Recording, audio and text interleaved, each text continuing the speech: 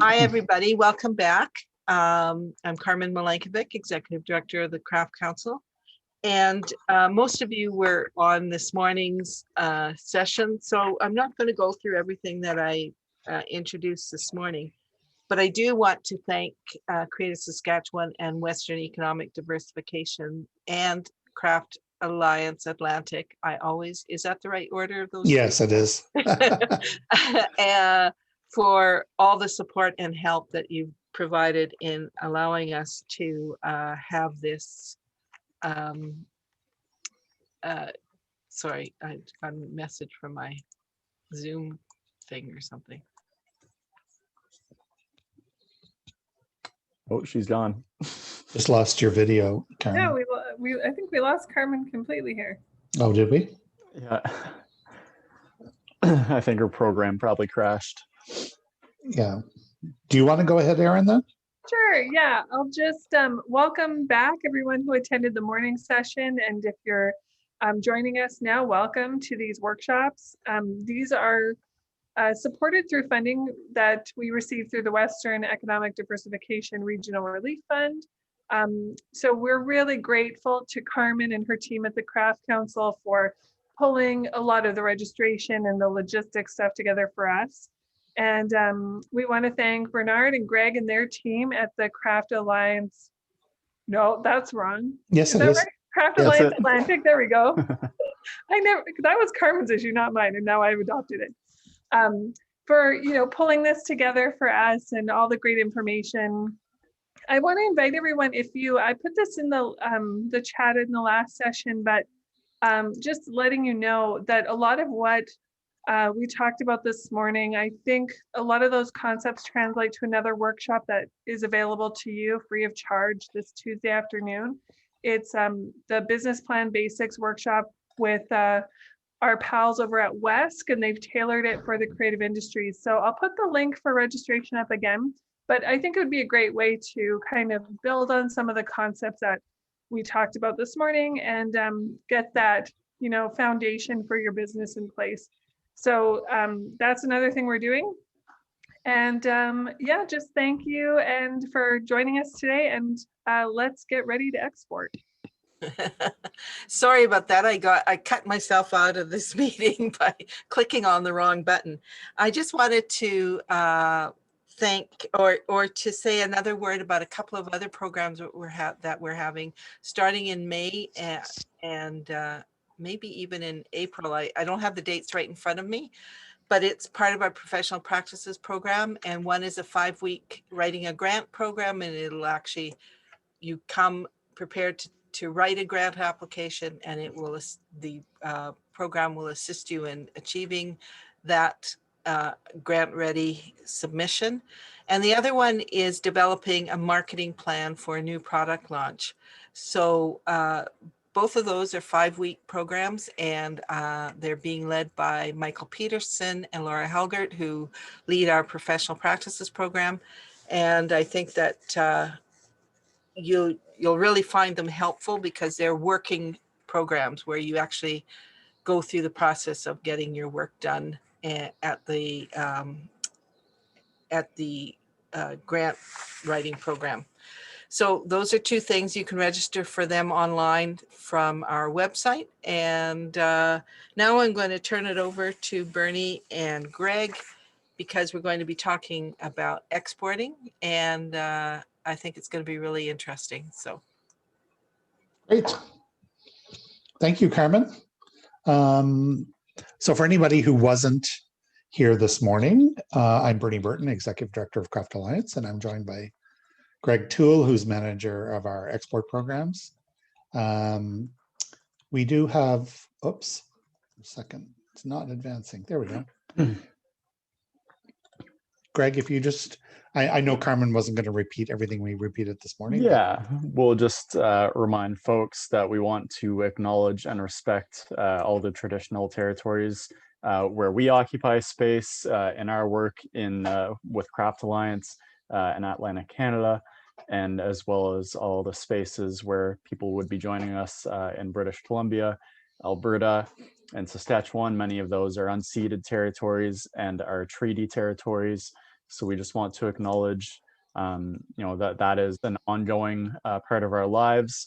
And, you know, we should all be considering what part that we can play in that, in, you know, decolonization and educating ourselves on, you know, the impact that, you know, everything that we see around us has on First Nations communities, and remind ourselves that we are treaty people, and each one of us has a responsibility and a capacity to have an impact on that, and to, you know, play our own part in reconciliation. So just wanted to say that again, reiterate all those points. Thanks.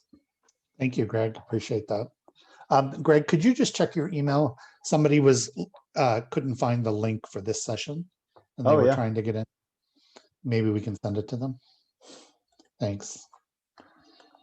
So we are going to talk about exporting. So just a couple of things before I start this. So exporting is known to be very complicated, and this presentation is very word and text heavy.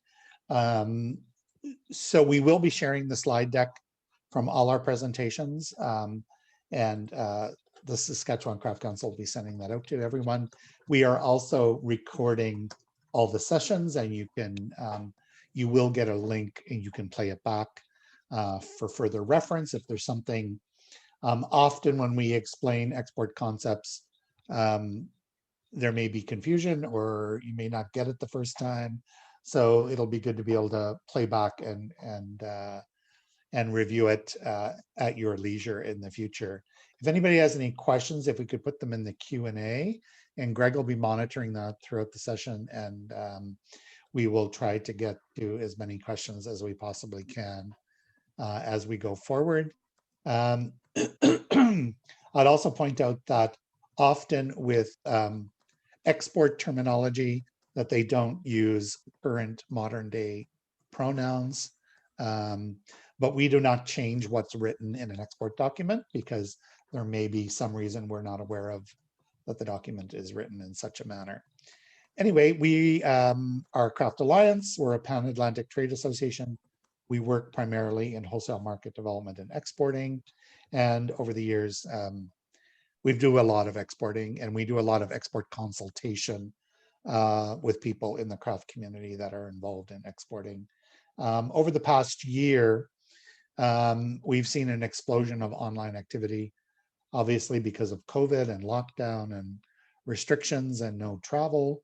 And so it's really become more important that craftspeople know and understand even some basic concepts of exporting. And the primary reason is that, you know, if you have no intention of doing wholesale or developing your studio practice as an export business, if you are selling product on your website and you're shipping it to someone outside of Canada, you're automatically considered an exporter. And you need to know some of the basic rules and structures of how things work, because ultimately, at some point, you will encounter challenges and difficulties with it. So I like to start out with just, in terms of the business development aspect of exporting, why people are interested in exporting, or what motivates you to do that. And some of the points that I've listed here is people have, you know, the main reason, Greg and I are based in Atlantic Canada. We have a small population here. And often if a craftsperson really wants to develop a wholesale business, they need to sell outside of our region. So the similar situation to Western Canada, the prairies are not unlike Atlantic Canada, and that it's a small region with a smaller population than the larger centers, and you can easily oversaturate your market. And if you have the ability to produce more product than you can sell in the market, then you need to look somewhere else. So in the context of what we do as an organization, we generally recommend that you sell and market to your local province or your bordering provinces. So in the case of Saskatchewan, develop your market within your own province. maybe spread into Alberta and Manitoba. Then you could most frequently head out to the West Coast to British Columbia. Obviously, a city the size of Vancouver can support a lot more retail and wholesale activity than you're likely to have in the prairie provinces. So people look at expanding beyond what their limited market might be, and it's an opportunity to build your capacity and generate more profit. Again, this is all going to be predicated on the concept that there's either something about your local market that you want to explore further somewhere else. We see this frequently in contemporary one-of-a-kind work, where maybe the price or the subject matter of the work you're producing maybe doesn't suit your local market. So you start looking beyond your local market.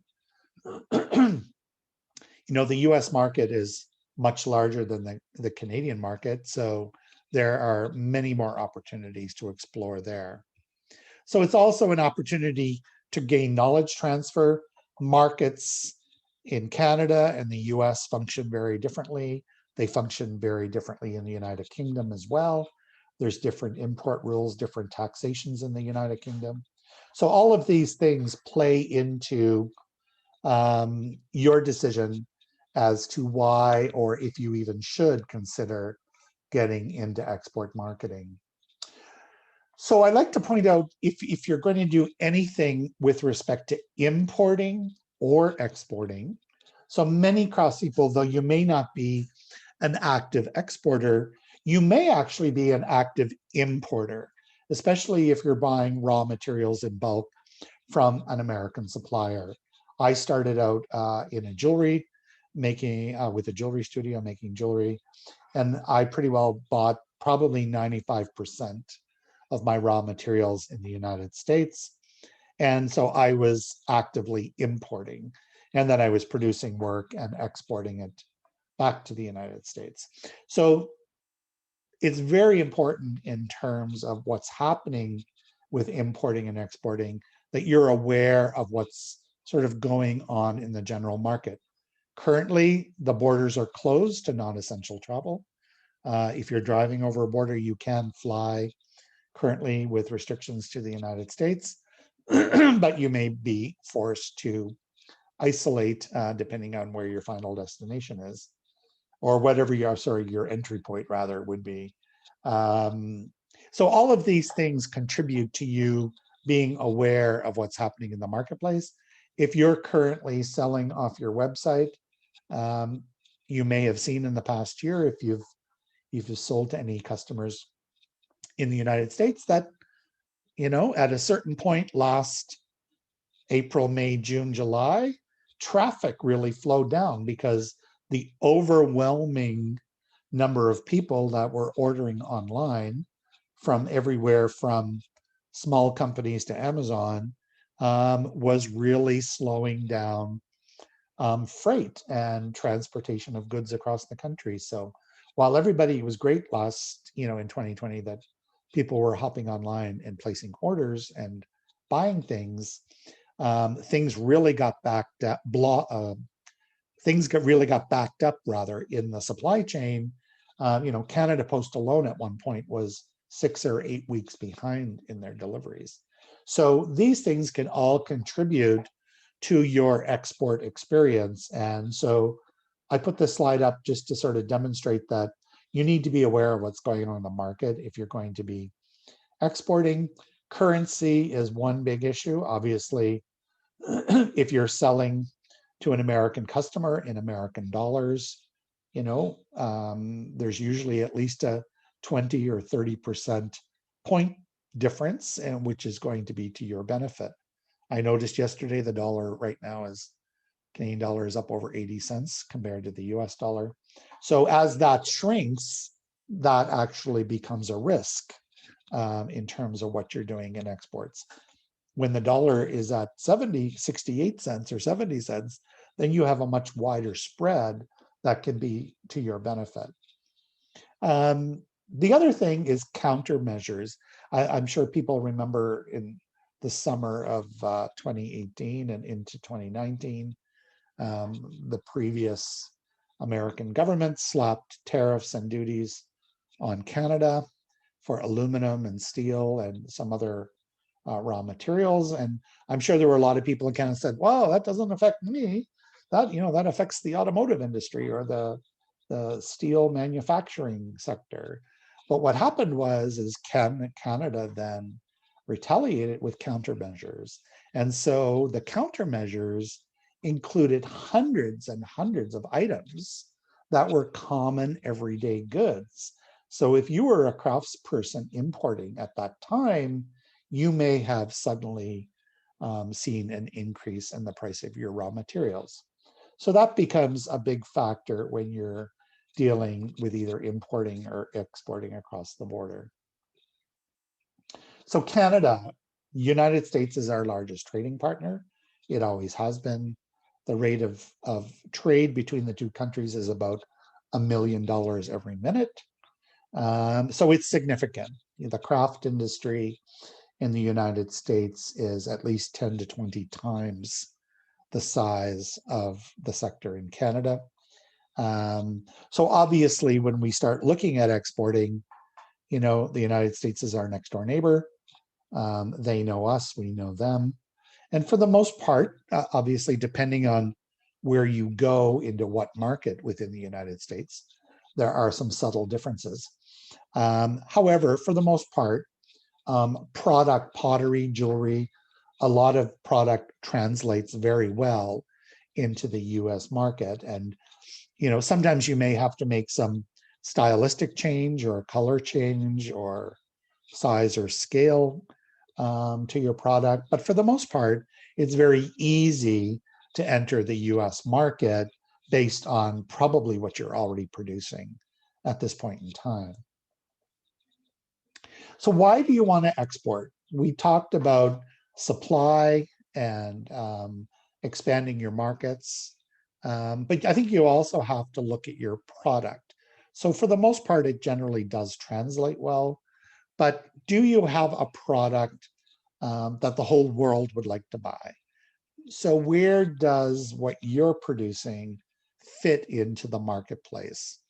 If you're, I always tell people, because we're on the East Coast, if you're producing t-shirts with whales on them, whales are not going to sell in Idaho. So, what's the relationship between the product, the scale, the design, the aesthetic of what you're doing, and the market that you're looking to enter into? So that becomes a really important element.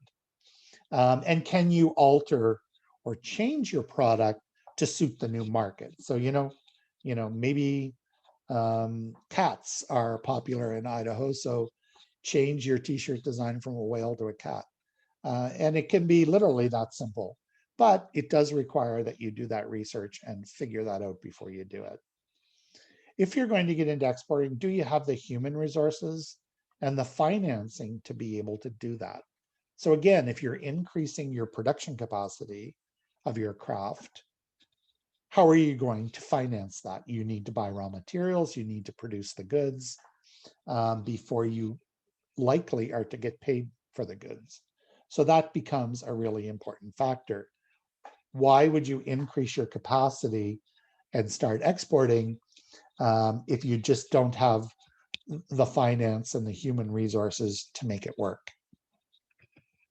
Are you adaptable to the marketplace? There are, we're going to see a bit later in the presentation, there are some very specific differences in how the market functions in the US. So you need to be able to look at your product line and say, well, is this actually going to work in that market? Are you able to fill the orders? So again, going back to increasing capacity, if you go to a major trade show in the United States, are you going to be able to fill those orders within a reasonable period of time based on whatever you had told the buyer and whatever the buyer was expecting in terms of fulfilling those orders? Are you able to ship the orders? So a lot of people get into exporting and forget about, oh, there's logistics involved. There's paperwork I must fill out. And how am I going to actually get the product to the buyer? So that becomes a really important element of having a shipping plan and knowing what those costs are going to be. Have you outgrown your local market? So that's a key thing. We see that frequently in our region, that people have done retail, they've done wholesale, they've been in business for 10 or 15 years, and suddenly their sales start to go down. Well, you know, they've probably reached their audience in the local market. Do you have an online presence? So this has really been amplified. You know, a couple of years ago, we would have told people, yeah, you need a web page, you need a landing page, you need somewhere for retailers to go and see your product. Now, you know, in the past year with virtual everything happening, an online presence has really become critical. And I would say if you don't have an online presence, then you know, the first thing a retailer is going to do is Google your name, Google your business name, and they'll want to find out more about you. Are you on social media? Do you have a website? Can I order your product online? And so on. So that has become a really important element as we're going forward now. You want to extend the product life of the product you're producing. So if you've saturated your local market, then, you know, identifying new markets, whether they're in Canada, the United States, or abroad, will help you, you know, keep your business going and hopefully extend the life of that product as you go forward. We tend to use diagnostic tools. This is one we have on our website. I'm going to show you one in a minute that you can access, but because we do a lot of export trade shows, export trade missions with craftspeople in Atlantic Canada, we've actually created our own specific export diagnostic tool, which is interactive and it's built into our web platform that we use. There are many other export diagnostic tools you can use online. This is one by the Canadian federal government. This is produced by the Trade Commissioner Service, which is part of Global Affairs Canada, which is our federal Department of Foreign Affairs and International Trade. So there is a step-by-step exporting guide, and there is an online quiz that you can take that will help you answer some key questions about whether you're ready to export or not. So that's a really good tool to make you think about, okay, what are all the logistics? What are all the things I need to consider before I jump into an export market? So that's a really great tool for you to go online. They have a lot of research and exporting tools that you can also use. Craft Alliance also has those tools, and we're going to be later in the presentation. We're now developing a nationally based online resource for exporting for craft, and we'll share that with you at the end of the presentation. So in deciding to get into exporting, you need to do some market research and product research to really make sure that the market you're going into suits your product, that the price points are right for the market, and are there new products, or maybe you need to adapt something you're already doing that will suit that market. You should do some consultations. So Global Affairs Canada, your provincial government will have an export development division. Creative Saskatchewan is also an agency that can put you in touch with your export resources in your province. But you should have some kind of export plan or strategy going forward so that you're able to determine, okay, how am I going to approach this? What are the markets where my product might be relevant, and how am I going to approach that? Do some market investigations. I always recommend never invest a substantial amount of money into any trade show, whether it's in Canada, the US, without investigating it first, either talking to existing exhibitors or actually going and seeing the trade show in person. We, as an organization, do what we call best practices missions or educational missions. And it's amazing. People can do research online, but until you're standing in the middle of an event where there are 40,000 retailers shopping for their stores and 2 million square feet of product, you don't realize the enormity of it or the cost and all the implications that go along with it. So doing that market investigation piece is really important. And then market readiness, and that's what we refer to as making sure you have all the tools you need to move forward. If you're going to be doing business in the United States, especially at the wholesale level, you need American price lists in American dollars. American retailers, for the most part, unless they live within a couple of hours of the Canadian border, they probably don't even know that Canada has its own currency. So that becomes a really critical point. We don't let anybody go to an American trade show ever without an American price list, and knowing what their shipping and distribution is going to be. How are you going to get the product there? What's it going to cost to get it there? And then any special packaging or labeling. So these are all readiness elements. If you're doing a consumer packaged product, like a food product, a cosmetic product, soaps, and so on, then there are regulatory requirements for going into the market. If you're producing children's toys, then you better be willing to check out some money for testing of surfaces. If you're using stains or paints of any kind, then that all falls under regulatory requirements, of which you're going to have documentation before you ever enter the market. So these are all what we call readiness items that you need to be aware of. And that all form, as you pull the readiness tools, the market investigation together, really that becomes your export plan at the end of the day. And you really should have some kind of long-term strategy. We really never go into a market once unless we can see that we can return 3 or 4 or 5 times to a market, so that you can really experience the market, learn about the market. If you go to a trade show once in the US and then never go back again, you've really wasted your time and money.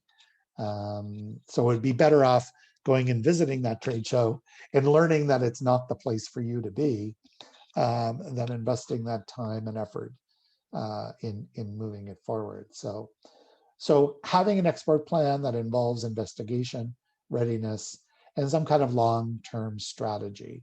So there are, in the US market alone, there are dozens and dozens of trade shows across multiple sectors.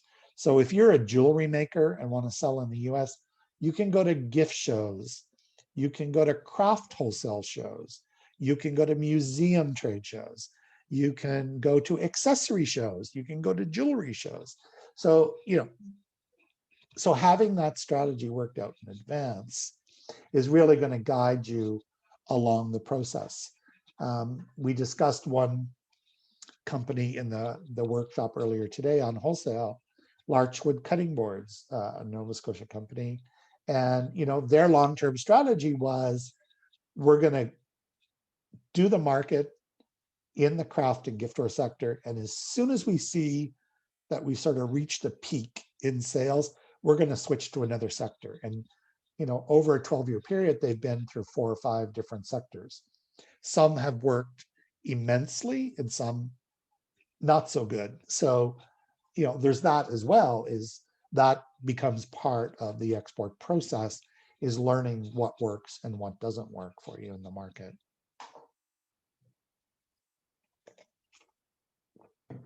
So what we're going to try to do in the rest of this presentation is sort of break down.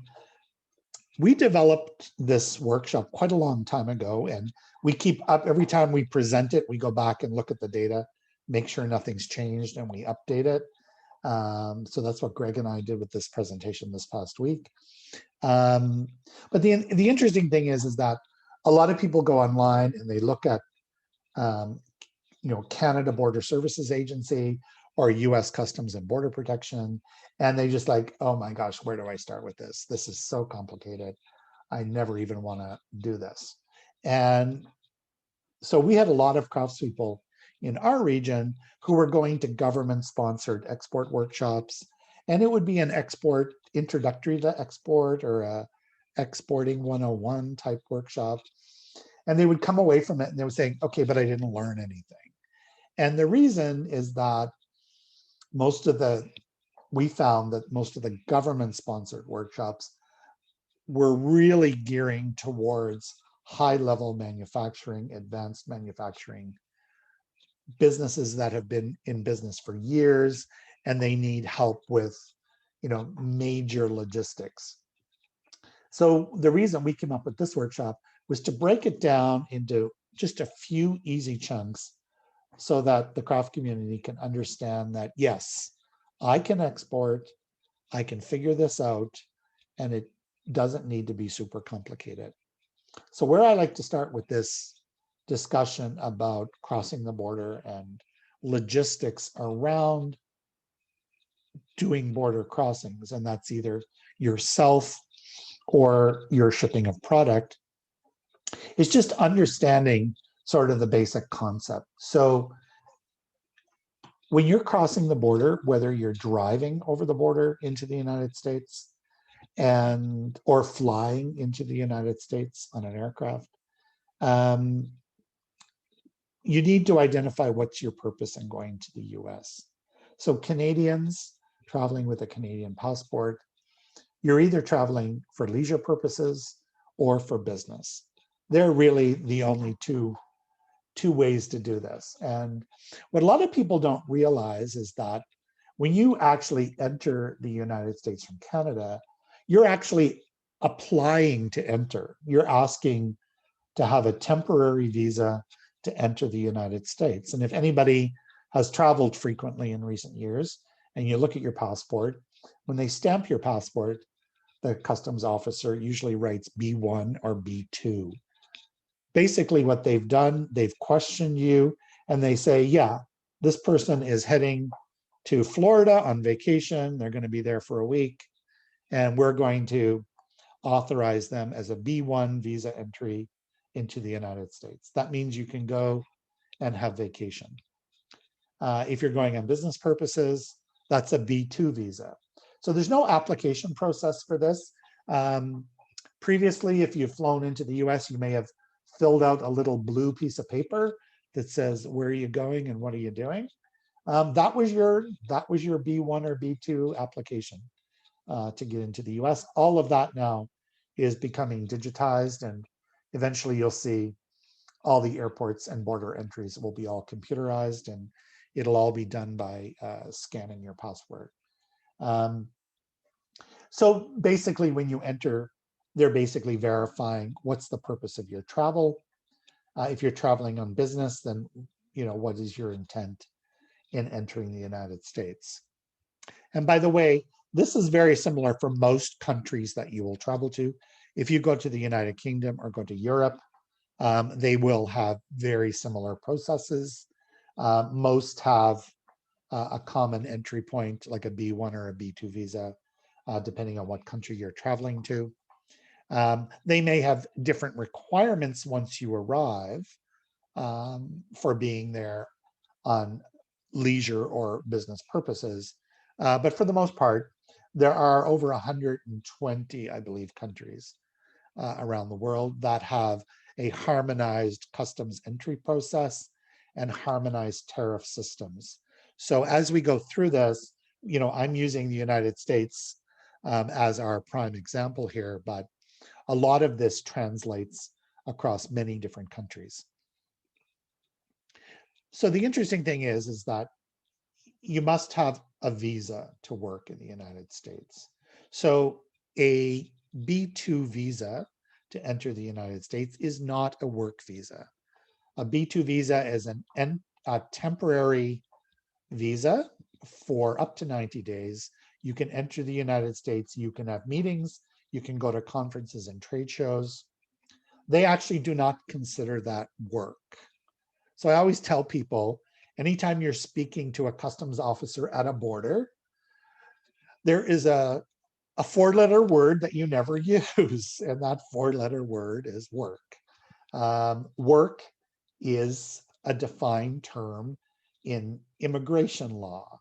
So if you go to any border and say, I'm here to work a trade show, or I'm here to work at an exhibition, you will most likely get turned away and banned for 5 years to life because you tried to enter a country illegally without a work visa. So they define your activity at a trade show or an exhibition or conference, whatever activity you're going into a country for business purposes. They define that as business meetings. So you're going to have meetings, you're going to network. When you're at a trade show, so we go to trade shows all the time. When you go to a trade show, you're actually, they consider you speaking with a retailer in your booth, they consider that a business meeting. So you're, you may consider you're there, yeah, I'm there for work purposes, for my work that I do in Canada. But in terms of customs and immigration rules, you're actually having a business meeting in your booth. You are not actively allowed to sell in that environment. At a wholesale trade show especially, you're taking orders for future delivery. So in the wholesale environment, it's all order taking, you're back home, you fulfill your orders and then ship them.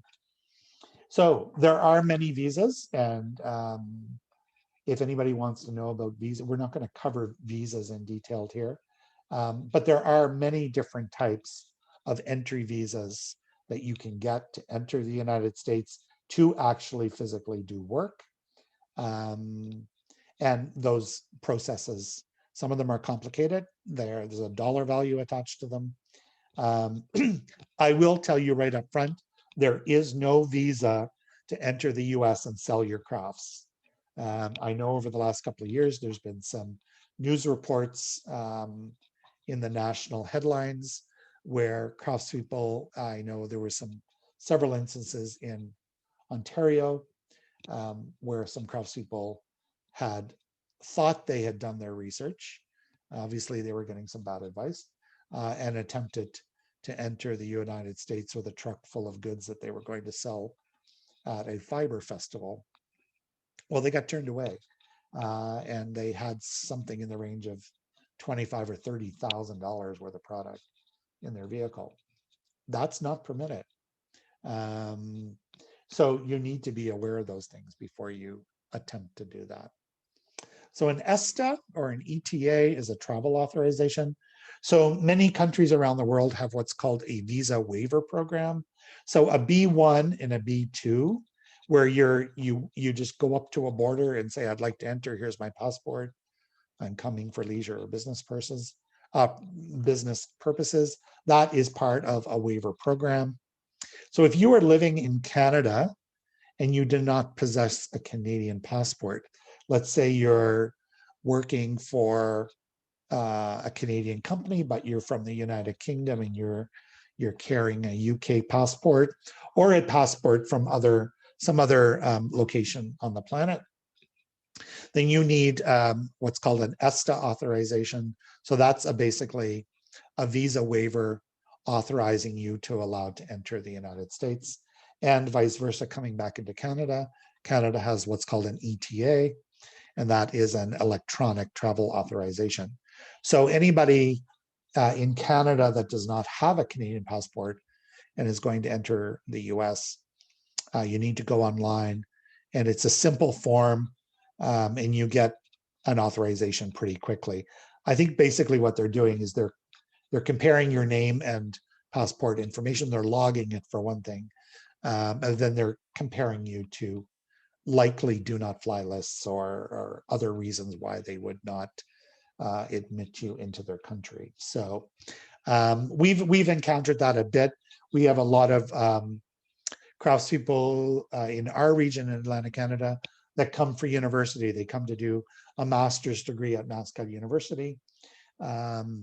And, you know, they're in the country for 4 or 5 years and, you know, have occasion where they want to travel to the US while they're living and studying in Canada.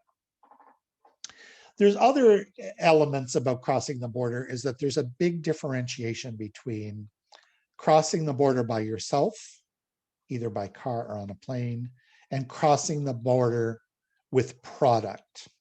So I mentioned those people who got turned away at the border. They had a vehicle full of product they were going to sell. So that's very different. So product is a customs clearance. Individuals, people, are an immigration clearance. So when you walk up to, you know, you're at an airport and you're going to fly to California and you meet a customs officer and you're going on business, they ask you a series of questions. They will ask you, are you carrying any product? Are you carrying any business items that have to be declared? So that can include brochures, catalogs, price lists, anything of that nature, which you are allowed to bring in. However, they are documents that have to be declared when you cross the border. So if you are attempting to cross the border with the product, there are procedures to do that, and we'll talk about those shortly. So I think it's really important that people understand the difference between carrying product over the border and not. And when we're going to trade shows, we always tell our clients, if you can ship it, that's the best way to do it, because then the shipment goes as a customs clearance. And when you get on a plane, it's just an immigration clearance. So it becomes very cut and dry, very simple. There's no red tape. As soon as you show up at a border crossing with boxes of product, then that is going to lead you into both an immigration clearance and a customs product clearance. So these fall, taking product over the border for a trade show is called a temporary exportation. So you're taking product from your home province, you're traveling across the border to a trade show, and that product has to come back into Canada. So you're temporarily exporting it out of Canada to a trade show, and then you're going to bring it back into Canada. So there's different ways of doing that, and we'll get into some detail on what those are. So you can do a temporary exportation. However, everything that goes into the US must come out of the US as well. You can't leave anything behind. So that becomes important. There is a legal document called a carnet, which we will talk about in more detail. And a carnet is a legally binding document that basically helps you clear that product hurdle when you're going into a foreign country. And carnets are good pretty well all around the world. We really advise, if people are going to get into exporting, that they register. If you have your business registered with Canada Revenue Agency, whether for a GST number or a payroll account, it's very simple. It's one phone call to CRA, and they can add you onto the system as an import exporter. And what this does is this documents what you're shipping, either importing or exporting over the border. And in that process, you develop a profile. So when you start shipping more and more product over the border, you become recognizable. And if they enter your import-export number into their database, both Canada Customs and US Customs will be able to identify, oh, wow, that is a legitimate company. They've been exporting for the last 5 years, or whatever the case may be. And so it does add a level of verification and legitimacy to you as an exporter. It is not required. It's not a statute. You can export to your heart's content as long as you're following the rules and regulations. But as a business, if you decide, yeah, I'm going to set exporting as a target for myself, then you really should register.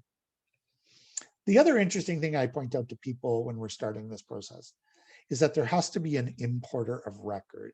So anytime so we refer to this process of shipping things over a border as exporting. According to customs clearance regulations, the actual thing that's happening is an importation. So the receiver of the goods in the country you're shipping to, so in this case, the United States.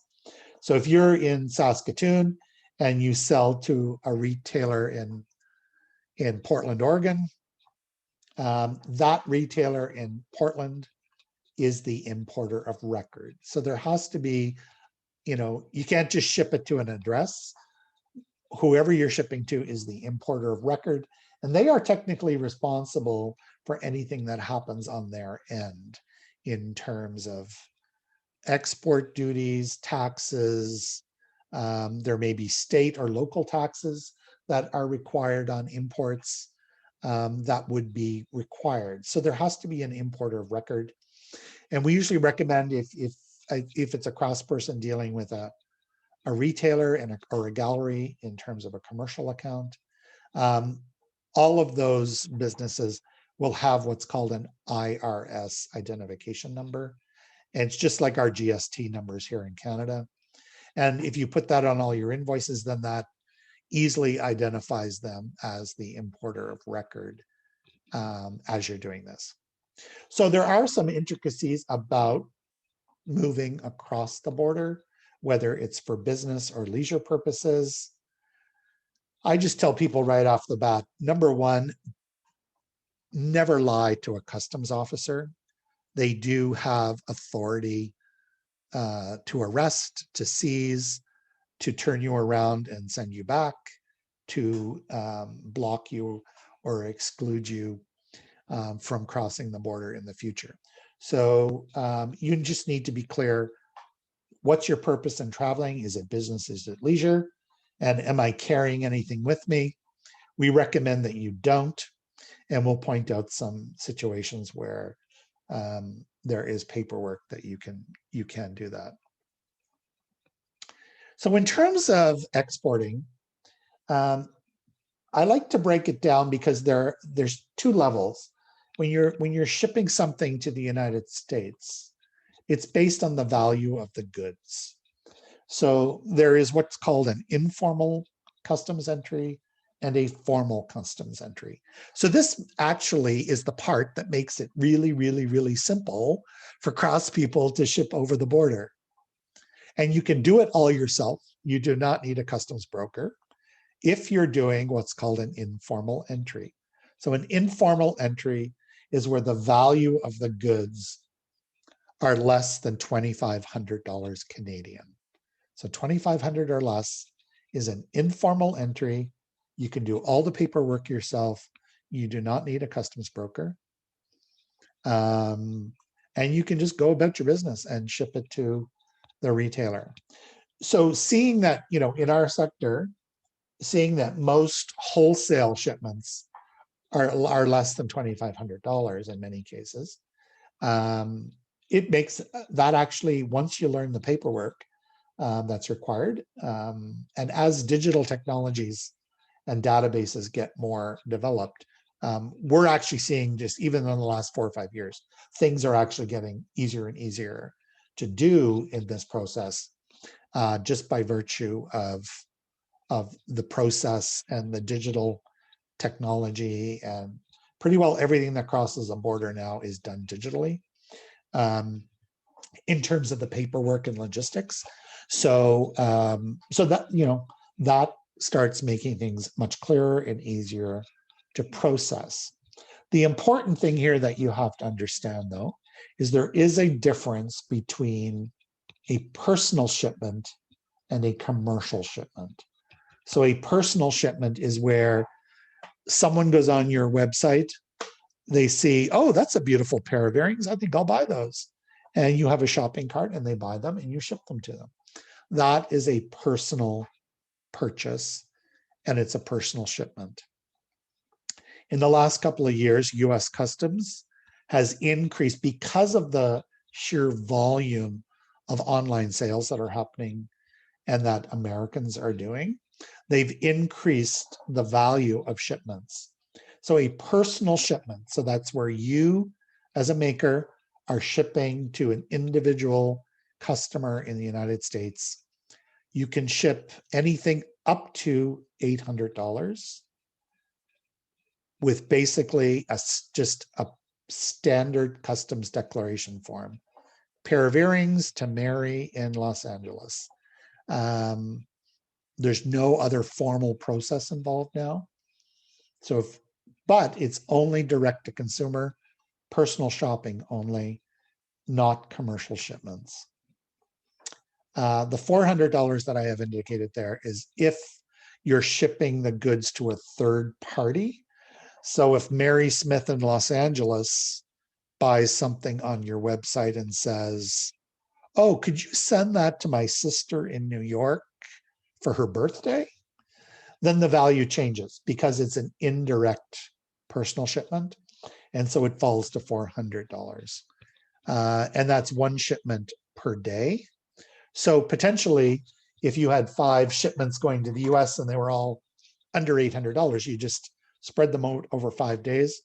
And basically a standard customs declaration, which is just identifying what the product is, and you're good to go. And obviously a receipt, your end customer will want some kind of a receipt identifying what the package is.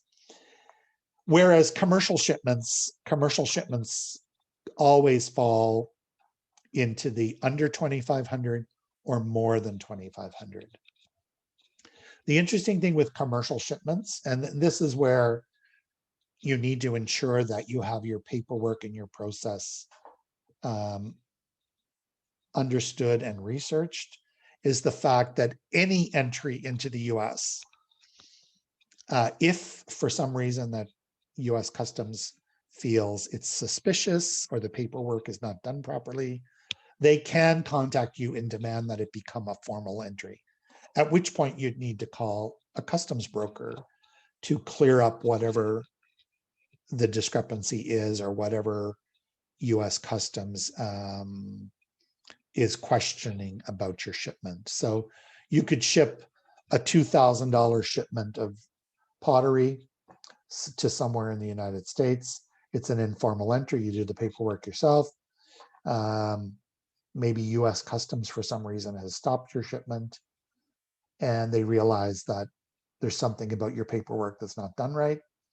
They can call you and say, I'm sorry, but there's discrepancies here. This needs to be a formal entry, at which point you would need to find a broker. So your product is going to sit there at a customs warehouse until you resolve that issue. So that's where some of the tricky parts come into this process, is people not realizing, oh my gosh, I didn't do that right. So we always tell people, ask questions. You can call Canada Customs, you can call US Customs, and there are what are called product specialists within both agencies, and they can address your individual questions if you have something that you're not sure about in terms of your paperwork or how your product is classified. And they're really helpful. About 12 or 14 years ago, Halifax, where we're based, we got US Customs pre-clearance at our airport. It was a major airport renovation. And we got US Customs pre-clearance. And I thought, gee, that's a great opportunity. There's going to be senior management here now living in Halifax, running the customs office at the Halifax airport. This is an opportunity to talk to people. And we actually brought some of their supervisors in and did workshops. And it was fascinating because their perspective is, often when Canadians don't have success in shipping something over the border, you blame customs. You don't blame yourself for not doing the paperwork properly. And it was interesting in some of the workshops we were doing that the customs supervisors were saying, look, the United States can't survive without imports. It's just not possible. Like, the country is so large, over 330 million people, they just cannot produce everything they need to be a sustainable country. So they need imports. So he said, doesn't matter what you're shipping, we're going to let it into the United States, but we're there at the border to make sure that it's done properly. So they said, as long as you're following the rules and doing what you need to do to clear your shipments going over the border, there should be no issues. So to me, that really put it in perspective that, yeah, they're not trying to stop your product from going over the border. They're just stopping it to verify that it is what it is and that you're doing the process the way it was intended to do. So that's an interesting perspective. So online orders, I sort of touched on this and forgot to move my slide forward. So personal shipments only $800, $400 if it's an indirect item. And there's an old habit people got into doing years, 10, 15 years ago, of just shipping something, putting a customs declaration and calling it a gift. If you know it's an online shipment and it's a gift to a third party or something, yeah, you can call it a gift if it's a gift, but there actually is a standard for what a gift is. And a gift is supposed to be wrapped with a card inside it, explaining what the gift is. So happy birthday or happy anniversary, whatever the case may be. And many craftspeople, would ship, I know dozens and dozens of examples of people who were shipping to shops and galleries in the US, and it was $200 or $300 and it was a gift. Well, 10 years ago, that might have gotten through customs because of the fact that databases weren't synced.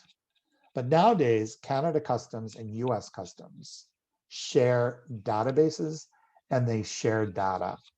And so as soon as you ship something over the border and it enters the US, Canada Customs knows that.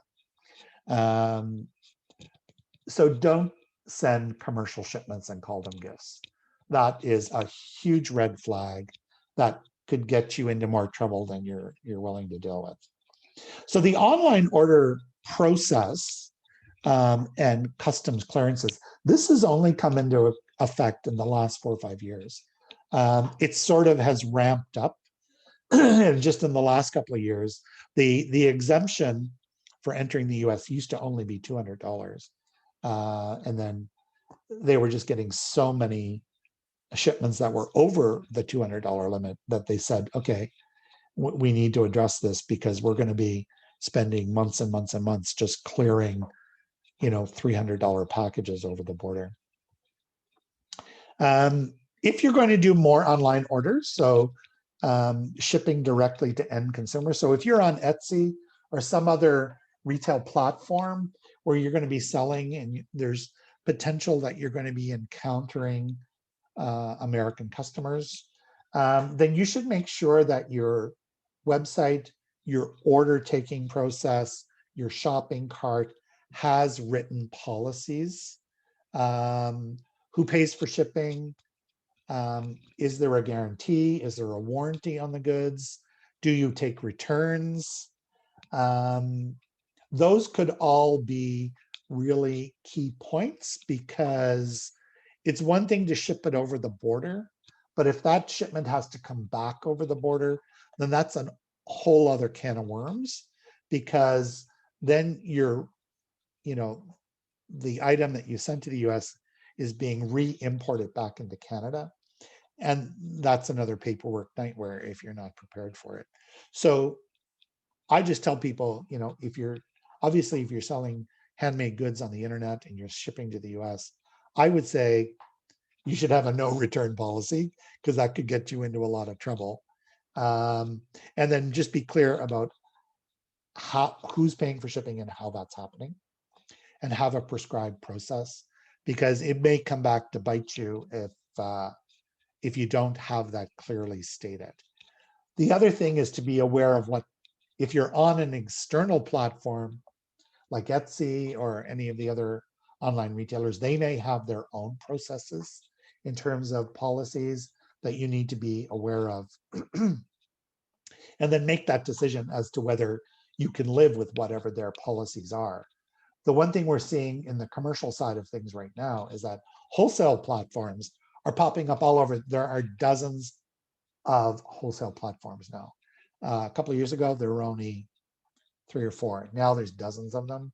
And what's happening is people are getting into trouble because they're signing up on these platforms, they're shipping across the border, and then that platform who's taking the money and processing the orders accepts returns. So then you're in this situation where you have to start accepting returns of commercial merchandise.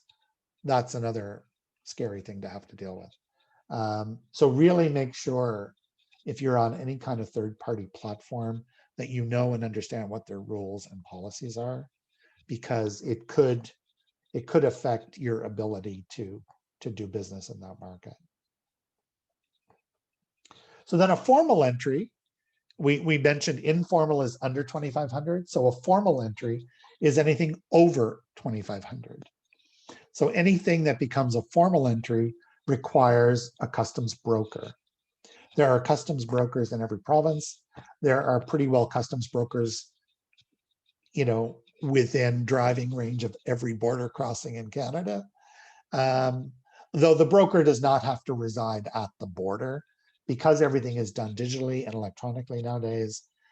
You can email your customs information to a broker, and then the broker will put it on the customs clearance database, and then it gets cleared. And then when your goods arrive at the border, they can easily be cleared through customs.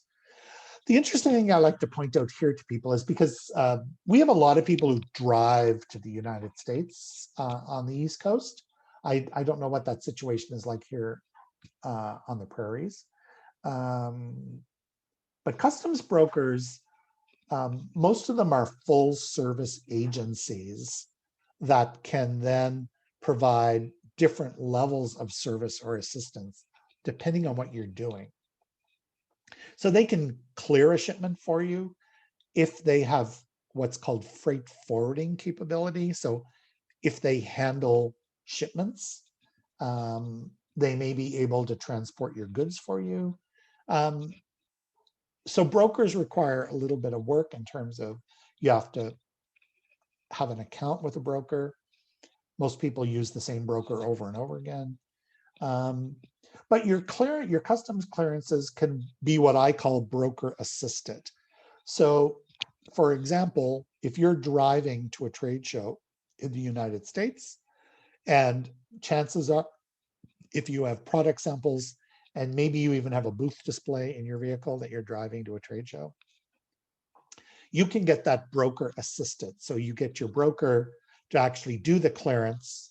And then when you arrive at the border, everything has already been handled digitally, and you can cross the border with the goods in your vehicle as long as they've been pre-cleared by the broker if they're valued at more than $2,500. So that we actually do that a lot in Atlantic Canada. We have a lot of people who drive to Boston and New York for trade shows, and they'll get a broker that's near the border. They'll get it there, a day or two before they drive to the US. They'll get a broker to pre-clear it for them. You arrive at the border crossing with a customs clearance number, and you're good to go.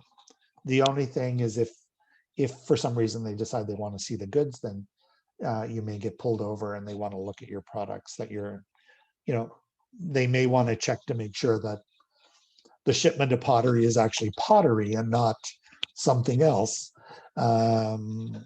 So the interesting thing about brokers is a lot of people think, oh, they have to do everything for me.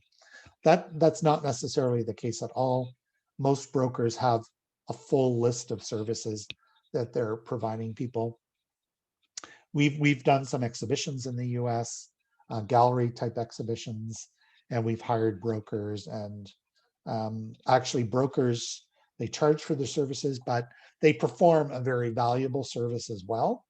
If you're not used to doing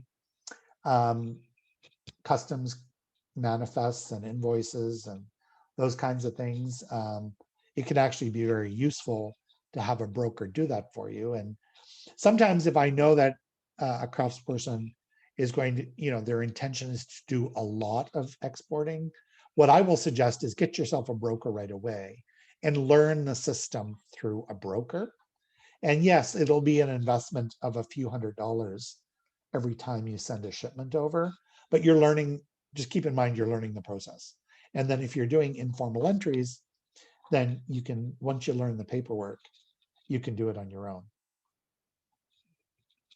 So a few other things. So at this point in time, we have online orders, $800 or less.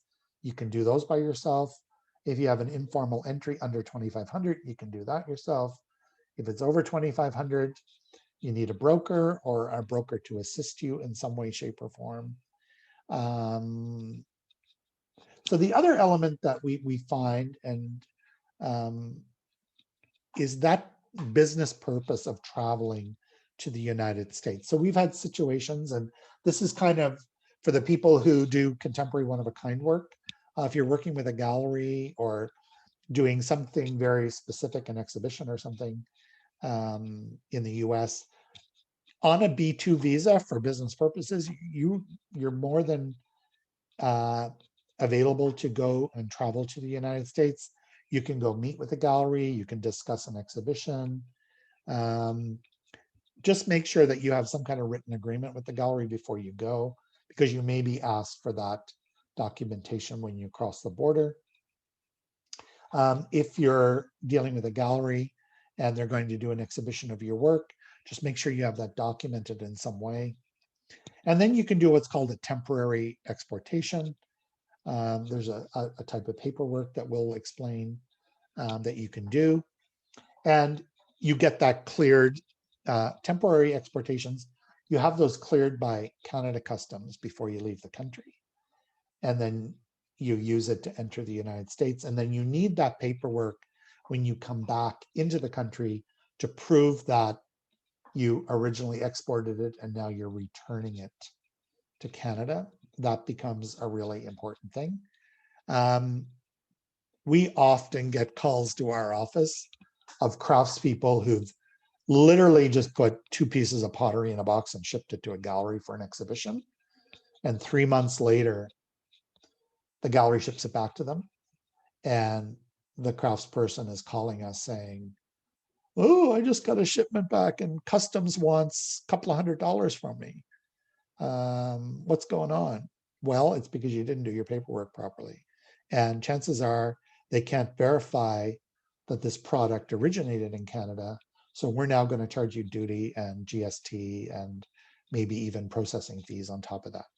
So it's very important to know how your product is going to enter, but if the product is coming back, how are you getting it back into the country? We have lots of people who drive to the US to do gallery exhibitions, and they get a broker to assist them with it. But you got to make sure that that paperwork is done in the correct manner so that when the exhibition's over, you can bring that work back into Canada. So that's an important element, which we're going to explain that in a minute. So you can travel to meet with a gallery. You can advise them on the installation. You can physically transport the work. If it's over 2,500, you'll need a broker to do that. And you'll need temporary importation paperwork. You're not permitted to do productive work, and you're not permitted to receive remuneration. And that goes back to what I said at the very beginning about you need a work visa in order to actually do work. So actually installing an exhibition would be considered doing work. So you could be there advising or, discussing it with the gallery, but they would physically have to actually do that work themselves. And then returning the artwork, as I said, is going to be the other piece. So if it's an exhibition that's coming back, you have to keep all your original paperwork for when the work entered the US, and that work has to be included when it returns into Canada. And that, by far, that is one of the biggest stumbling blocks that people don't realize. Oh yeah, I've taken care of all my paperwork. I've done that, I've exported that properly, everything is good, and they don't even think about it until it's time to return the goods. And not only for exhibitions, but also galleries on consignment. There are a lot of jewelers in Canada that have work in American jewelry galleries on consignment. That's a huge problem in that many times they don't get the paperwork right. And because of that, you end up having to pay money to get your goods released at the border. My little comment there in question marks is not all art is art. And I just put that in there to explain the fact that customs clearance and customs documentation is by product categories. So a teapot is a teapot, a vase is a vase. There is a very definitive description of what art is and actually what art isn't. And in their descriptions of what art isn't is when it's compared to craftsmanship, or what are considered the applied arts or industrial arts. So many people do make the mistake of, you're shipping to an exhibition, this is art. So yes, it's contemporary one-of-a-kind fine craft. It may be a unique one-of-a-kind object, but is it actually considered art by US Customs or any other country that it's entering, the UK, Germany, wherever? So you need to be aware of what the art requirement is, and don't ever call your work art when you're shipping it over a border, unless it meets the definition of art in that specific country. The closest in the US art requirements, the closest we get is sculpture, but there's a very defined process of what sculpture is. It's not just a sculptural object, and there has to be limited repeats of what a sculpture is. So you can do a sculpture, you can mold it, you can reproduce it, but it has to be in a very limited run of 12 or less. Otherwise, it's considered a commercially mass-produced product. So that's a word of caution. A lot of people, I know lots of craft people who are shipping works to galleries and exhibitions all across the world. And they're just defining it as art. And at some point in time, if a shipment gets stopped, your shipment could be seized, you could be fined. There's lots of repercussions that can happen because of that. So you just need to be aware of that. If it looks like a teapot, chances are it's a teapot. It might be a decorative teapot.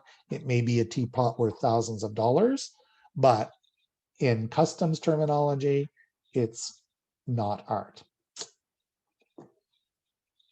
So in terms of the processes, so formal entry is for broker or broker assisted. It is still technically the broker that's clearing the shipment. And that's for anything, whether it's commercial, wholesale, online, exhibition. It's value-based, not purpose-based. So they first look at the value of the shipment and then what it is that you're shipping.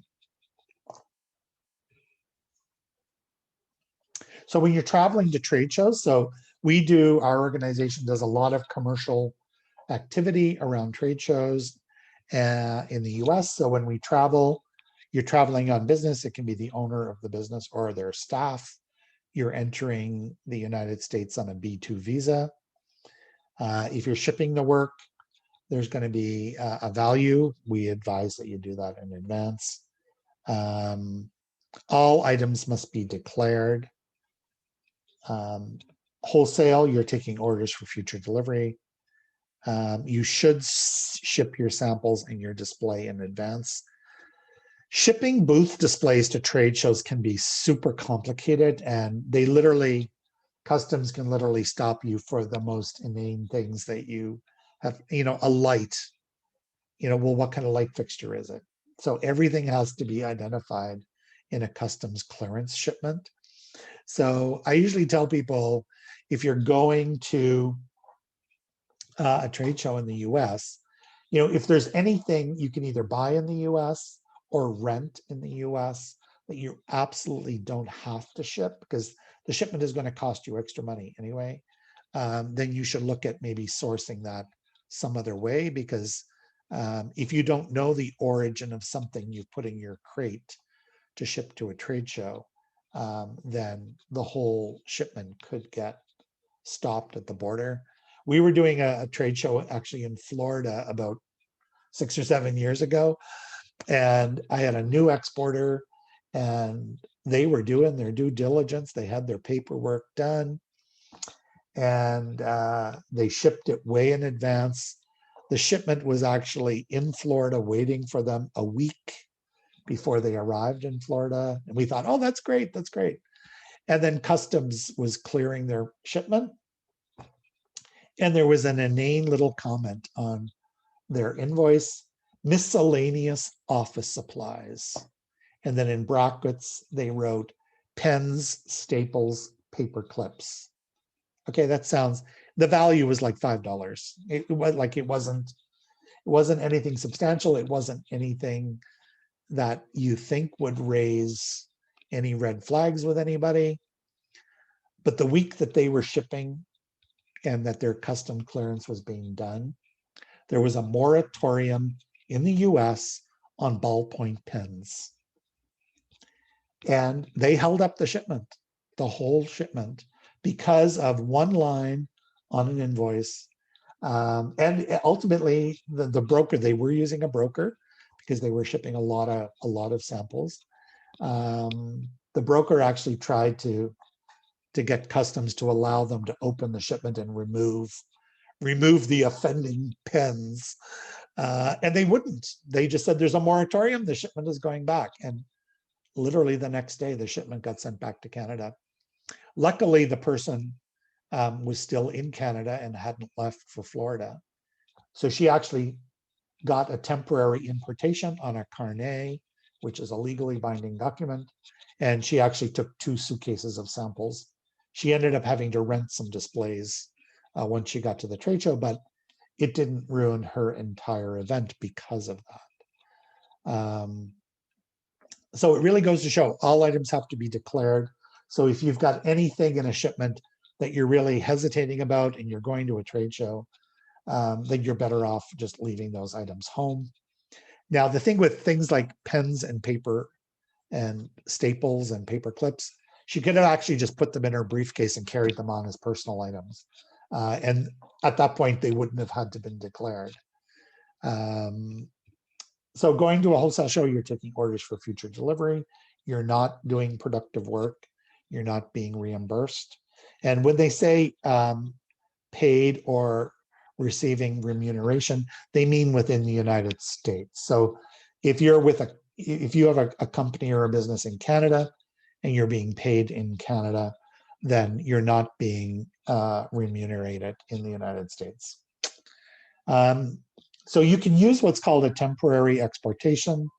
It's called an E15 document. And it's a declaration of exportation. And basically you would outline everything that you're going to personally carry over the border or put into your vehicle if you're driving over the border. That document has to be verified by Canada Customs before you leave the country. And then you would go to US Customs. They would stamp it and you would enter. And then on the way back, you have to do the reverse. You have to get US Customs to verify that you're leaving the country. And then you would enter Canada and get it stamped and approved by Canada Customs as well. So there's, we have people who travel 5, 6, 7 times a year to trade shows in the US, and they cross the border every time. And once you learn the paperwork the first time, then it just becomes easier and easier. Many of our craftspeople who regularly do trade shows in the US do not ship their samples and they do not ship their booth display. They actually store them in the United States.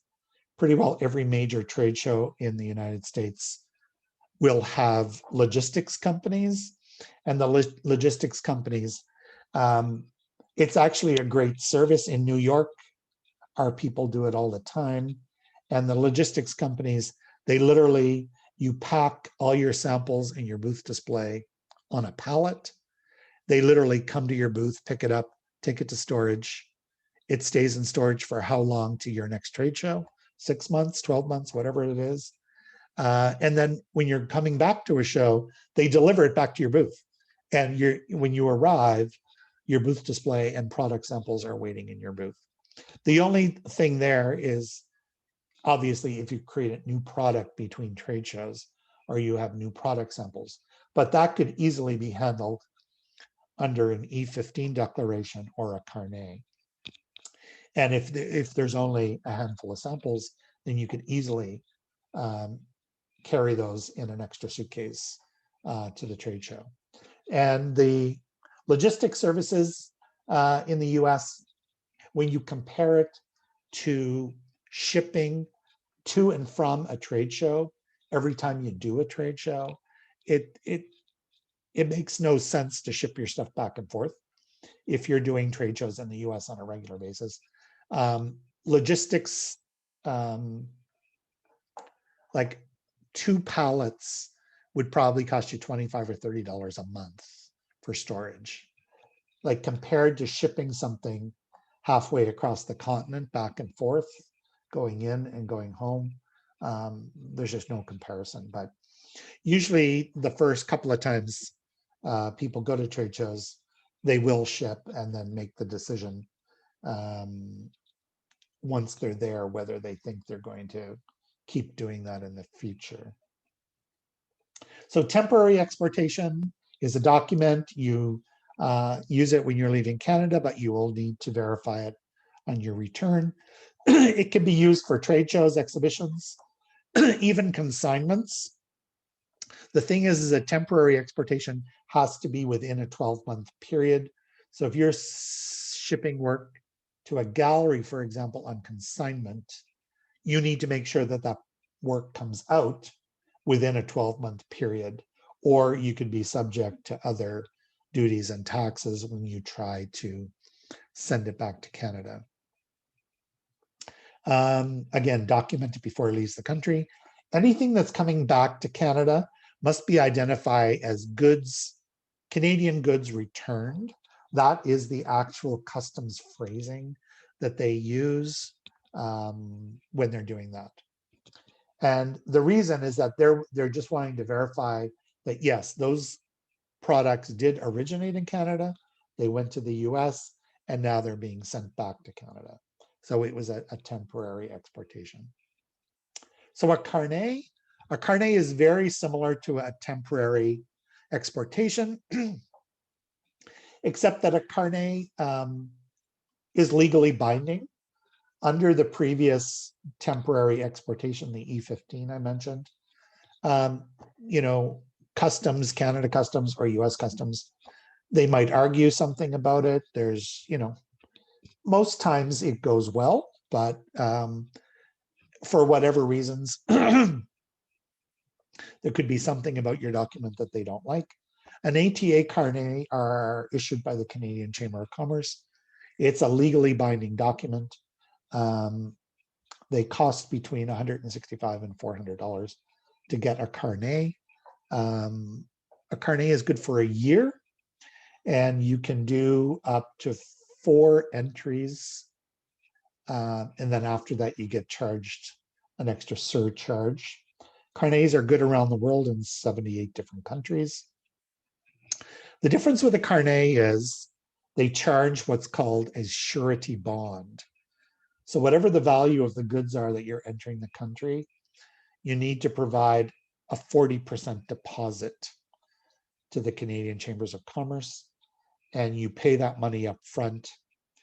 And when you return to Canada with the goods, then you get your money back. So basically, it's an insurance policy between Canada Customs, the Canadian Chambers of Commerce and US Customs, that we're trusting that this person is going to follow the rules and proceed as they should. And if you don't, then they could potentially seize that 40% value and use it against any fees or costs that are incurred because you did not go through the process correctly.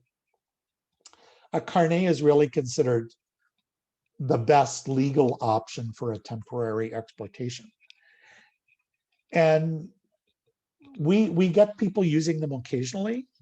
The people most frequently that use them are jewelers. We have several jewelers in Atlantic Canada who travel to the US frequently, and they may be carrying gold and diamonds. And obviously you don't want to put that in a suitcase. You may even not even want to ship it depending on where the destination is. So an ATA carnet allows them to carry it in carry-on luggage.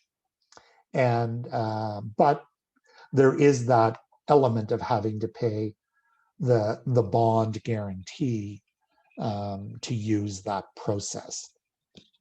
If you're traveling back and forth to the US a lot, if you're going to go visit galleries, exhibitions, trade shows, whatever the case may be, it could very well be worth your while to do that, because I have not, in all my years doing this, I have never counted anybody who's even had a carnet even questioned. It's sort of considered the irrefutable legal document. So it's something to be considered, if, depending again what you're doing and how you're going about doing it. Next, we're going to talk about free trade, and Greg is going to jump on, and he's going to, there's been a lot of things happen in, everybody might be familiar with NAFTA and the North American Free Trade Agreement. Well, Greg is going to talk for a bit about what's happening now. Greg, do you want to take it away? So yeah, like Bernie said, we do always mention NAFTA at some point during these export workshops. And, you know, there hasn't been too much change with the new free trade agreement, but because it is it's pretty recent, so we wanted to make sure that we covered it. So you can forward the slide, Bernie. Oh yeah. So oops, sorry, it's okay. My cursor's in the wrong place, sorry. So CUSMA is the Canada-USA-Mexico agreement and is replacing NAFTA. Really the purpose was just to modernize the free trade agreement that Canada had with the rest of North America. And I think, as Bernie alluded to a little bit before, it was also somewhat in response to you know, some tariff wars that might have been happening a couple of years ago. So ultimately, it's really served to preserve a lot of the key elements of NAFTA, but really modernize some other elements of it. So, you know, it did address the tariffs on steel, aluminum, and automobile industry. And for the most part, it has preserved the virtually tariff-free market access that Canadians have for exports to the rest of North America. And in some cases, as we'll see, it does serve to open up some different access opportunities for certain Canadian market segments. So Bernie, you can forward to the next slide. So the primary outcomes really affected big industry. It was duty-free access being guaranteed for industrial goods, energy exports, agricultural, fishing, forestry industry. It did also enhance the predictability and security of access for service providers. So we're really talking telecommunications. With a new chapter on digital trade, there was just really a need to modernize how we were talking about telecommunications and technology in general in our free trade agreements in North America. As far as the visas that Bernie has spoken about, that has been maintained. So the B2 still exists for temporary entry for business personnel. So if you're traveling to a trade show or you're traveling to have any kind of business meeting where you're not engaging in, you know, some kind of activity where remuneration is happening on site in the USA or in Mexico, then you're good to go. You can still travel freely and enter on a business visa, the B2. There are some increased opportunities for small, medium enterprises, women and Indigenous peoples. So if you do fall into, in particular, there are some elements, you know, that you would probably have to research in terms of how it's enhancing trade opportunities for Indigenous people. The Canada Border Services Agency website has a lot of details on that. So if that applies to you, I would encourage you to go and check that out and do a bit of research into that. We're going to go over what we've identified through looking through the new agreement are the most significant outcomes for craftspeople, though. And there are some sectors specifically that you know, are slightly affected, but nothing too crazy really happening ultimately. So the things most affecting Canadian makers are origin procedures, customs administration and facilitation, so the process, textiles and apparel, cosmetic products, and alcoholic beverages. And just in terms of, you know, origin procedures, the thing to know about that is really that, and Bernie, you can forward to the next slide, but when it comes to rules of origin, what that means is, can we identify that this is a Canadian-made product? So that's kind of the essential thing to be able to identify in order to qualify for duty-free trade with the USA. So when I create a product, obviously the elements of it might come from different parts of the world, just depending on what it is that I'm creating. So, you know, maybe I'm a leather worker and, you know, the leather, the raw material I get comes from South America and my rivets come from Asia, but ultimately I'm creating it as a final product here in Canada. And that's really what the rule is there a transformation that is occurring that is making it into a Canadian product? Now, you still need to know where those raw materials originate from, and you need to be able to just document that process a little bit. So what they've done to update the rules of origin is really to simplify the process for people so that, you know, there used to be a specific form that border services required you to employ. Now it's really more of a set of guidelines that they would like to see you in terms of what they want to see you provide about your product and how it was made and how you certify that it was Canadian made. So knowing where your raw materials come from is important. And then you should also know if there are any regulatory issues related to your products. Bernie alluded to people who maybe make toys and, you know, there's obviously certifications to make sure that the paint you use is safe for children. There's nothing toxic in it. You know, if you work in bath and body or cosmetics, there's Health Canada regulations that you need to certify you're abiding to. All kinds of different things like that. You know, wood products have their own certification. So really that is about identifying what regulatory issues might relate to your specific product. And there's plenty of information online with the Trade Commissioner and Canada Border Services websites where you can find that out. As far as packaging, labeling, classification of your product, you know, make sure that your labeling shows that your product is made in Canada and it's well labeled individually. Each item says that. That's an important thing that they do check for at the border. So just something to consider as well in your packaging when you're doing an export. The harmonized tariff system. So when they're calculating the duty for any product that's going across the border, pretty much anywhere in the world, this is a system that's used by over 200 countries worldwide. They go by the HS system. So you really have to do your own research into what HS code is the most appropriate for you to be using. There is a website that you can use. It is tarifffinder.ca. And so that allows you to, do a little bit of digging into, okay, if I'm making those leather belts, how do I need to classify those? And there's a lot of distinctions there. For example, something recently that I helped somebody, get through was that they were exporting kits. It was a craft kit, and we realized that there is a distinction between, a final embroidered product, an art piece that was embroidery, and a kit that would produce that eventually. There's different HS codes for those. So you do need to do really some digging into that aspect of, for each of the products that you're sending over the border, what is the appropriate HS code that they need. So as I mentioned, the rules of origin procedures have been modernized. Electric processes are now allowed.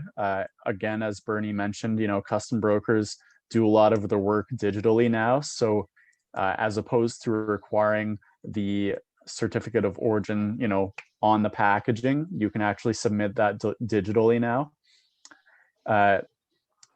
And as I mentioned too, there's no prescribed format. If you go to the Canada Border Services website, they have a set of 9 minimum data requirements that can be completed and submitted in that document. And there isn't a template for you to download. You just have to follow those guidelines, and you should be good to go. And as far as that verification of the certificate of origin, it can be done by you as the exporter, or if the exporter isn't yourself, it's a broker, then they are considered the exporter. You're the producer there, or it can be the importer. So if somebody's expecting a big shipment that's coming from you, and they choose to send that documentation themselves just to help in the process, and that might be a possibility as well. But that's another allowance with the new CUSMA rules of origin, is that those can be submitted by any one of the 3 parties in the process. As far as the craft industry is concerned, really the most affected potentially is in textiles and apparel. If you look at the summary of changes that have come with CUSMA in its modernization following Nafta, the chapter on textiles and apparel, it does continue to access for people to trade textile and apparel goods across North America and maintain tariff preference levels. The thing that's new is that they just really have some new incentives for people to use originating materials that are from the CUSMA region. But ultimately, if you're producing those goods, even just with a small amount of non-originating materials, then you should qualify for the preferential treatment for duty-free treatment on your exports. And again, as I mentioned, there's an expansion on an existing Nafta provision that provides facilitative pathways for Indigenous textile and apparel goods. So if that applies to you, then you can look into it and see what the advantages might be for yourself in that regard. So again, for textiles and apparel, it maintains the yarn forward rules of origin while relaxing the approach for niche vegetable-based yarns and fabrics that are often sourced from outside the CUSMA region. So they're recognizing that more and more people are using, natural types of materials that are vegetable-based. So they wanted to allow for the increased use of that in their allowance for, something being made in Canada, but still including those types of materials. And again, preserves existing trade under Canada's trade preference levels, as revised volumes remain well above current utilization rates. So just continues to allow you there. And as I mentioned on the last set of slides, they want to encourage the use of North American sewing, thread, elastics, pocketing fabrics. So those types of additional things that can be produced here, they're trying to encourage the use of that. But ultimately, as with any of, any rules of origin relating to a lot of similar products, if the final product is made here, then it should qualify. So textile goods, including wool and cotton or man-made fiber apparel, cotton or man-made fiber fabrics and made-up goods, and cotton or man-made fiber spun yarn must be cut, sewn, or assembled in Canada if those goods, if the fabrics originate from outside CUSMA in order to be eligible for preferential tariff rates.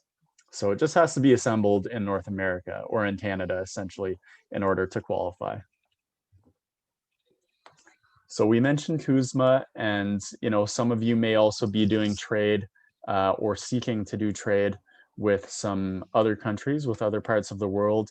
And so it's good to know in that case, if there is a trade agreement, it might push you in one direction or another, because if there isn't, then you could be subject to really high tariff rates that result in it being just not feasible in order to do those exports. So it's good to know what trade agreements that we have with the rest of the world. So we have Canada, USA, Mexico agreement. The Canada and the UK, because the UK has left the European Union, are now working on a new trade agreement. So in the meantime, they have this trade continuity agreement, but it's not a free trade agreement at this point. So there are going to be duties on a lot of item exchange between Canada and the UK. With the European Union, there's the Canada-European Union Comprehensive Economic and Trade Agreement. And in Asia, there is the Comprehensive and Progressive Agreement for Trans-Pacific Partnership. So just depending on which country you're looking to export to, if it isn't the USA, or even if it is, you should know how those trade agreements affect you.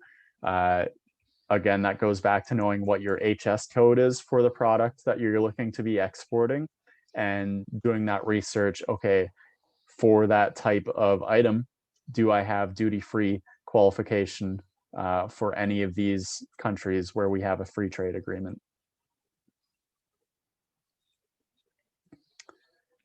So in order to identify those HS codes, there is, like I said, that tarifffinder.ca is a good resource for helping you figure out what the HS codes might be. When you do a search for the type of product that you're looking into, it'll show you some different levels of whether it's a textile or something like that. It'll make suggestions to you so that you can kind of sort that information and dig a bit deeper into which one's applicable to you. So there's different identifiers that you have to decipher, perhaps, that'll tell you exactly which one is going to be applicable. And any commercial invoices when you're exporting will require that HS code in order to identify whether there's going to be duties, excise, or any kind of taxes, or a preferred tariff rate, depending on your country of origin and the country that you're exporting to. And this is just an example that we wanted to show you of what that looks like when you're looking at a guide. If I were to download a list of HS codes, however the United States presents it, for example, this is what it looks like. So, it begins with a broad category like wind instruments, and then maybe brass. Wind instruments has their own categorization, or keyboards. If it's a pipe organ, then it's free trade. If it's another type of keyboard, it's 2%. And it'll show you what the duty rates are if there is a free trade agreement. So that's that center column, shows which countries are free trade agreements. And if it's a country where there is not a preferred rate agreed upon, then the excise tax can be quite high, as much as 40% as you're looking at in that far column.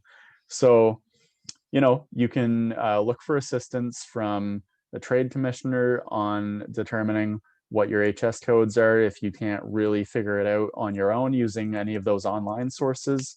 But it is a really essential aspect of the exporting journey, is to figure out, okay, how do I classify my products to make sure that I am gonna get those preferential trade rates and, you know, send it duty free to the US or to wherever you're going to. Okay, I'll take over from there, I guess, Greg. I would just add to Greg's comments that, you know, I find that the US, this harmonized tariff schedule database, they have the US Trade Commission has a searchable database, and you can actually just start typing words into it, and it'll actually pull up every tariff code that has that word in it. And then you can start sort of using a process of elimination to figure out where you need to go with it. We're way over time here, but I'm just going to keep going. There's not too many more slides. I just wanted to, for those people who are thinking of wholesaling into the US market, I've kind of alluded to most of these things, but I just wanted to point them out. That the US market, especially the giftware industry and selling craft to retailers, can be very different. Markup is very different in the US market. Generally in Canada, we keystone, you know, 100% of cost or double whatever the cost is. In the US right now, it's pretty standard that 2.5 times cost is standard. I've seen it as high as 3 or even 3.2 at times. So you have to be prepared for that. Having a cohesive product line, American retailers are really looking for things they can order over and over again. And they may only order a small collection to start, but then they expand on it as they go forward. So anybody that's doing any kind of series or collections or anything that has a theme base to it really works in that market. Also, products, words are hugely popular in the US market. So verses, affirmations, sayings, phrases, as long as it's not something that's copyright protected, then those types of things are very successful in the US market. The last couple of years, we had somebody doing cutting boards that was doing the New York trade show, and she had a laser cutting machine, and she could laser etch words, phrases, even images. She could take a picture of your store and laser etch it into a cutting board. Retailers went crazy for that, like literally went crazy for it. And they were getting, like, you know, maybe they're in a beach community, and their beach community has, you know, a saying like, you know, beautiful place by the sea or something. And so she was getting all these customized orders with that, with those phrasings on it.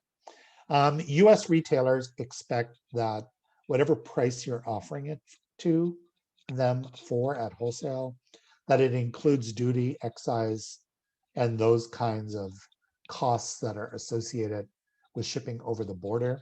Retailers in the US do pay for shipping, as most wholesale orders do. But you have to be careful, because often when you ship over a border, if you ship UPS or FedEx or some courier company like that, often they will add in admin costs and border processing fees that could inflate the cost of the shipping. So you need to be aware of that. We talked about knowing your production capacity, because that's really key to whether you can fill those orders or not. The US giftware industry is really built on sales reps. So if you're going to do wholesale in the US, that might be something that you look into, because, you know, we often go to trade shows and retailers will say, oh, who's your rep? Like literally will be one of the first things out of their mouth. at a trade show. So they're used to dealing with sales reps, and a lot of retailers like that. But it's not for everybody. There's commissions involved and everything. We've mentioned US price lists, have an order mechanism and a payment mechanism. Many of our people selling into the US will have a US dollar bank account where you can, and all the Canadian national banks own American banks at some level. So usually having a US dollar account is not difficult. Some of our people, if you want to charge credit cards in American dollars, then you need a specific setup, because chances are your Canadian credit card processing system is in Canadian dollars. However, that's really changing.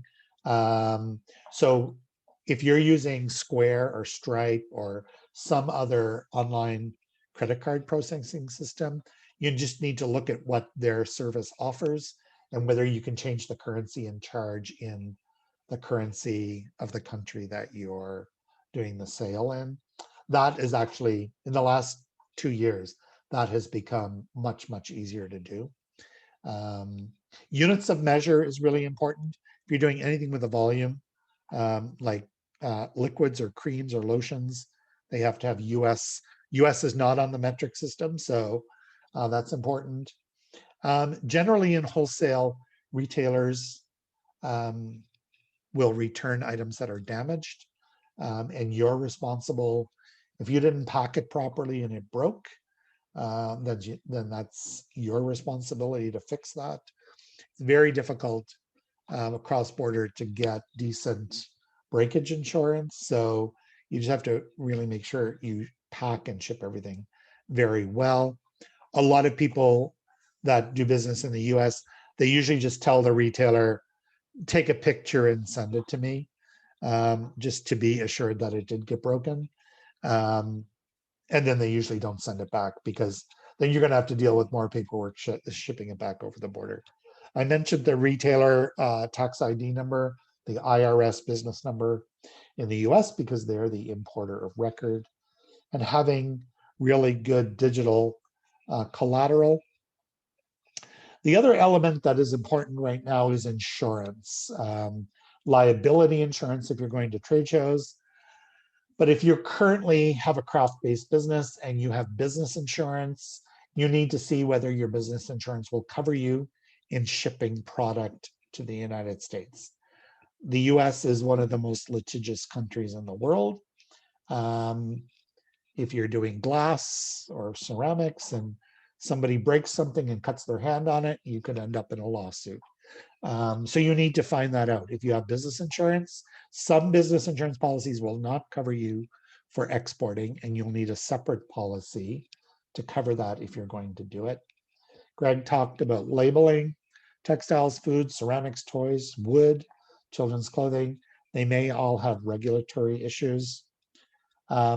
Greg mentioned identifying everything as made in Canada. Do not put handmade in Saskatchewan. That is, Saskatchewan, the last time I checked, is not a country. So it is a customs ruling that every object entering the country, and this is for every country around the world, must state its country of origin. So made in Canada or product of Canada is what is acceptable. It does not have to be indelible. It can be a sticker, but there must be a sticker on each individual item. So if you're doing pottery coffee mugs, stick a Made in Canada sticker on the bottom of every single item, and you'll be good to go from that perspective.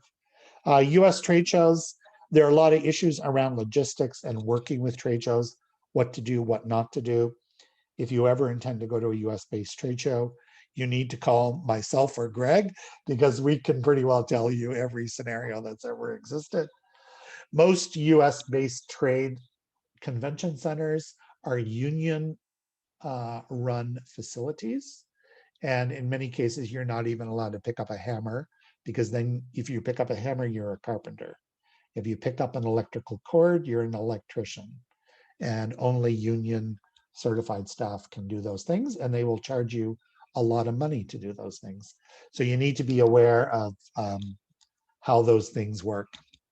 So just a paperwork checklist in order to be prepared. know whether your product is compliant with free trade, have documentation for a certificate of origin. So generally you don't have to include origin paperwork when you're doing like an informal entry on your own. You don't have to include all that paperwork. However, if your shipment gets stopped at the border, then they will call you and say, we need your origin information. So it's important before you ever ship anything that you know the origin of everything you're doing. And if there are regulatory forms or certifications, that you have those available as well. Often many of the regulatory things say you do not need to include this with your shipment or your invoicing or whatever. But I often tell people, if there is a regulatory requirement, you might as well include it because it'll save time if your shipment gets stopped at the border for some reason. So when you're shipping to a retailer in the US, you need a commercial invoice that's completed properly. We're going to have samples. There are actually samples online at Canada Customs and Border Protection website of what a commercial invoice looks like. Know your tariff codes and have that information ready. I mentioned customs brokers and freight forwarding. So that's where the broker does everything for you. The broker will send a truck to your studio to pick up your goods. They'll take it to their warehouse, they'll clear it through customs, and then it'll end up at the end consumer whenever you need it. So brokers can be full service, or as I mentioned, they can be assisted. Consolidated shipments are an interesting thing, which we did not get into, but just briefly, if you're shipping to the US and you build up your business and you're going to be shipping a lot of product, like maybe every couple of weeks, it's really beneficial to look into consolidated shipping. And what that means is you ship all your shipments on the same day and you ship them to your broker. Your broker clears them and they freight forward them over the border. And then they open the boxes and they ship them off to your individual retailers. So you could put orders for 10 different retailers in, let's say, 3 really big boxes, and you send them to your broker. They clear it through customs, and then they open the big boxes and they ship the 10 individual orders off to the retailers once the shipment has cleared customs and it's sitting within the United States, the continental United States, I should say. What this does is shipments within the continental US are dirt cheap. And so though you're paying a broker, it can still be substantially less expensive to ship a consolidated shipment than it is to ship 10 individual shipments. But it only really works if you're doing volume. Be able to resolve issues immediately. So if you got a call from customs and you ship something and they want to know the origin of something you put in a shipment, then you need to be able to email that or fax it or get it to them as quickly as possible, because every hour that you waste, your product is sitting on a loading bay somewhere. Research may be required to resolve issues. So, you know, like I said, with formal entries, if something happens that you didn't expect, you may have to call a broker to get it resolved because they may be the only people that are able to do it. And I mentioned earlier, there are resources online, phone and in person when you are able to do that. We're based in Atlantic Canada. Our biggest trading partner in Atlantic Canada is New England. New England has a US Customs regional office. It's actually in Portland, Maine. And I call them all the time. They have product specialists that work out of that regional office. And if I want to know something about textiles, I just call the guy and just say, hey, I got this person. They're trying to ship whatever it is, hand woven scarves, but they've got mohair from Peru in them. What do we do? And they'll tell you exactly how to do it. And it's great. I actually think it's really great news that there's been some change in terms of textile regulations. And the reason Greg included all that today is because textiles are one of the things we get the most inquiries about year in, year out. because it's one of the things that historically has had the biggest problems with. The US apparel and textile sector it's based on a quota system. So if you were a big, like Canada Goose, or, one of the big apparel companies in Canada, and you're shipping, millions of dollars worth of product over the American border, they've got quota systems. And there's a point at which if you ship too much stuff, you actually can be charged an excise tax, and it can cost you a lot of money. So it's very interesting that they're now looking at small to medium-sized enterprises and Indigenous and women-owned businesses in this process. So that's actually really, really good news for anybody, small-scale producer that is exporting. The other thing that happened with apparel over the last 10 years, there's more and more people that are upcycling, recycling, and repurposing materials in all shapes and forms in the textile sector. And that has had an impact on these decisions as well. So that's a really interesting element. So there's going to be some extra slides. I'm not going to go through these.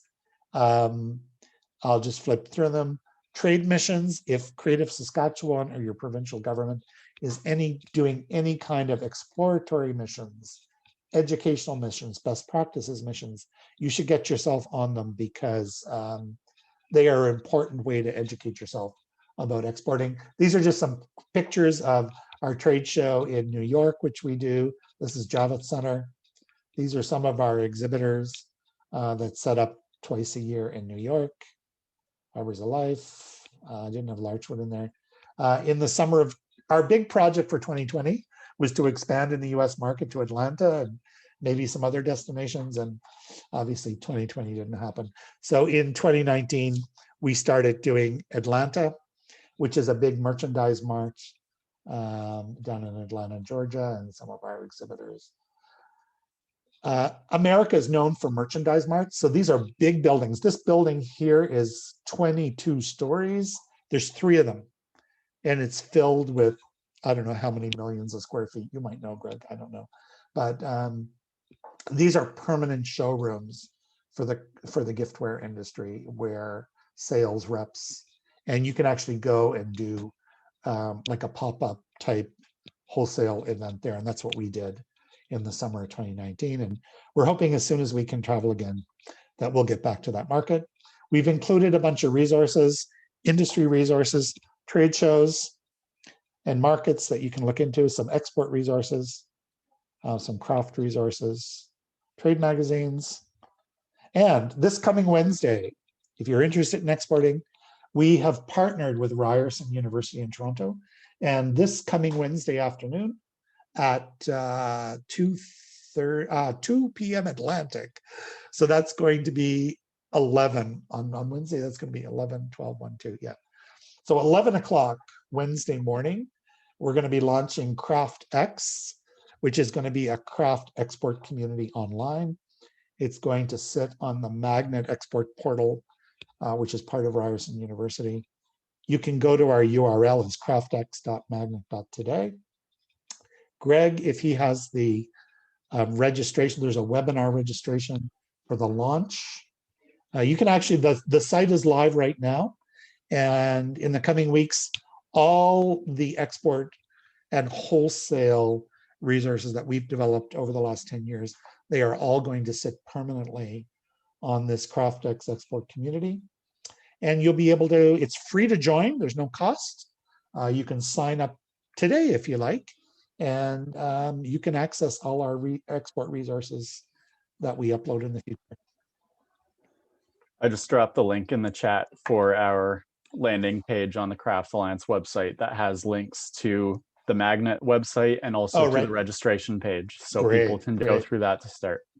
Yeah, so on the Craft Alliance website, we've created a Magnet page, and that's kind of an entry point for people to learn about what we're doing with Ryerson University. And yeah, we're really excited about this. We've been working on this for several months, and we've already got people that have signed up online, and we're hoping that it becomes a real national resource for craftspeople across the country. And our contact information is there if you want to reach out to us. We're on social media, Facebook, Twitter, Instagram. We have Facebook and Instagram pages for both Craft Alliance Atlantic and Craft East Buyers Expo, which is our wholesale activity that we do. Just note that there are many craft alliances in the world, which I discovered after we created Craft Alliance 12 years ago. So just make sure you look for Craft Alliance Atlantic anytime you're looking for us online. Thank you.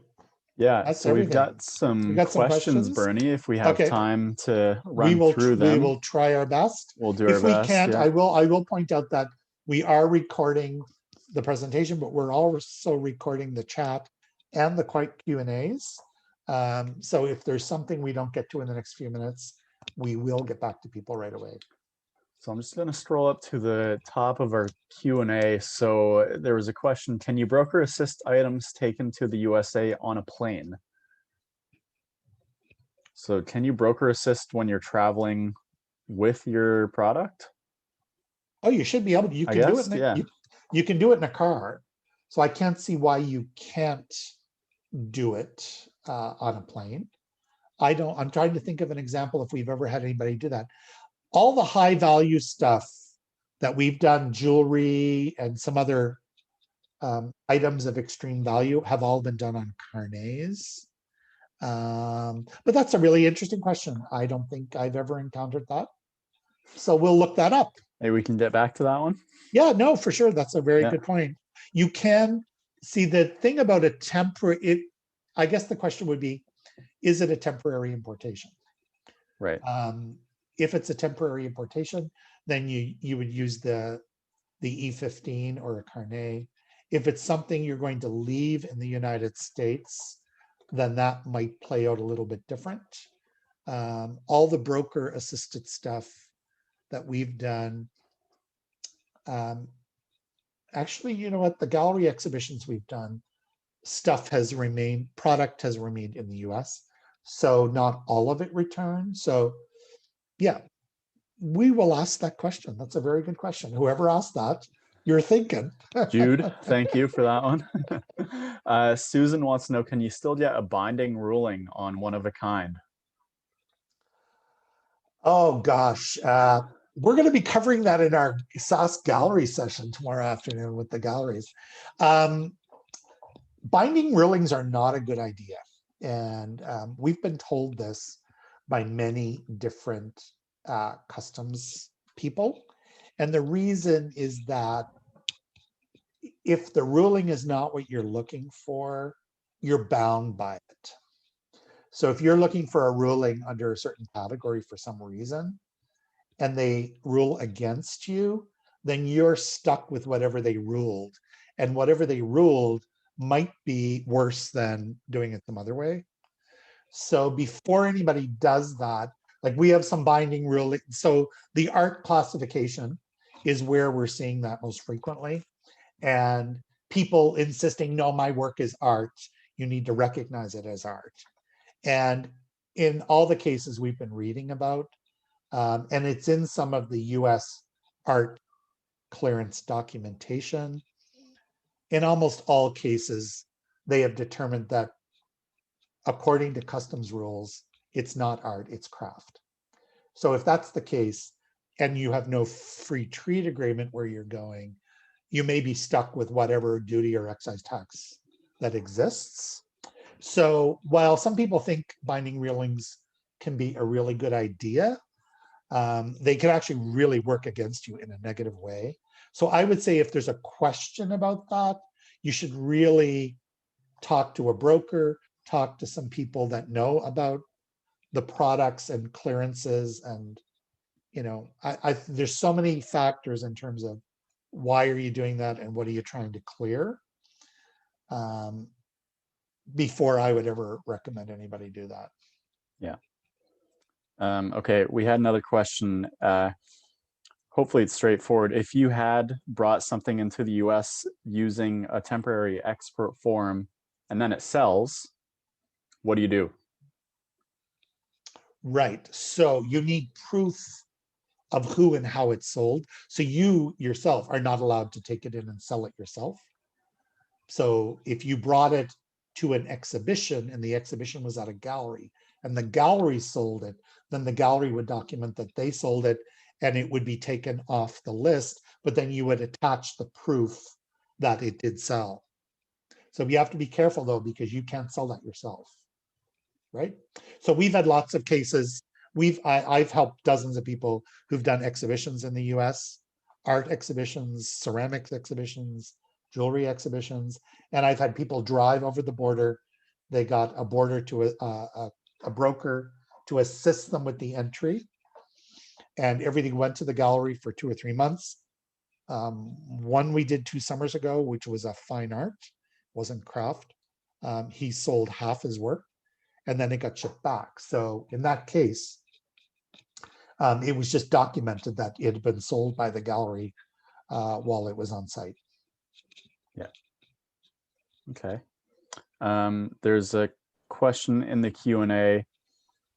As far as currencies, when you're selling to the US, when should you show your currency in US dollars or in Canadian dollars? Is there like a general rule of thumb on that or recommendation? Because I would say if you're selling to a commercial, so if it's a commercial sale, if you're selling to a retailer, then you should have a separately published US dollar price list. Where it might get, retailers, if they know that you're in Canada and they look at your website and you have prices on your website, then they may ask, and you say, well, that's currency conversion. The other element which we did not get into in terms of the export workshop is, how do you effectively convert your Canadian dollars into US dollars? Well, that requires some research just in terms of identifying what your costs are in doing business in the United States. So like I mentioned, insurance, if you suddenly start exporting and you've got a bill for $800 a year for insurance, that $800 is got to be built into your US dollar price list. So a lot of customers will make the mistake of saying, well, I sell this for 200 Canadian, I'm just going to sell it for 200 US. Well, in some situations that might work okay, but if it's costing you $50 to get it into the US in terms of costs, brokerage fees, insurance, whatever else, then you actually could be losing money and you don't even realize you're losing money. So what I recommend people do is at any given point in time, take your Canadian price, convert it into US dollars using, standard bank rates that you can find online, and then take that whatever that, so if it's, for round numbers, if it's $20 Canadian and it turns out to be $16 US, well, that's $16 plus what it costs to do business in the US, right? So if you need a broker every time for some reason, or whatever other costs, maybe just getting you're going to use a UPS for every shipment, and UPS charges $10 processing every time it goes over the border. That's not an actual number, that's just me using round figures. Then all those costs have to be added into that $16 US price, right? So if you discover, well, my Canadian price is 20, my US price is 16, but it's costing me $8 to do business in the US, then my US price is not $16, it's $24 US, right? So that's the big difference that people don't, a lot of people just convert Canadian to American. And, granted, in the currency conversion, you're maybe saving, like today, the dollar was at 80.4. So yeah, it's a little bit less, but you're still making almost 20% off of that. So there's a little fudge room in there in that process. But I think it's really worthwhile figuring out what is my cost of doing business in the US before I actually determine what US prices are. The other thing that retailers will be concerned about, and I know I'm taking a lot of time here to explain this, but retailers will be concerned about your pricing. If you're doing retail on your website and there's a big difference between Canadian markup and US markup, and then you add currency exchange on top of that, then you're going to get a big differentiation. And where I've seen it happen the widest is with one of a kind. So we have several jewelers here in Nova Scotia who have literally taken all their pricing off their website. And what they do is they call me for pricing or message me for pricing or text me for pricing, whatever the case may be. Because what they were finding is, you know, if I have a gold ring on my website with 3 diamonds in it and I'm selling it for 5,000 Canadian, and something ends up in a gallery in the US and it's, you know, 3,000 US for some reason, well, it could be a different time of year, it could be different quality stone. There's so many things that people don't understand or interpret about the price. And so she found she was having a lot of problems communicating that both to customers and to galleries. So in the end, she just took all her pricing off her website to sort of alleviate that situation. And she deals with every inquiry as an individual situation, because she's had people go into American galleries and say, gee, I wonder if I could get that cheaper from the artist. And so that was to try to really alleviate that situation as well. Mm-hmm.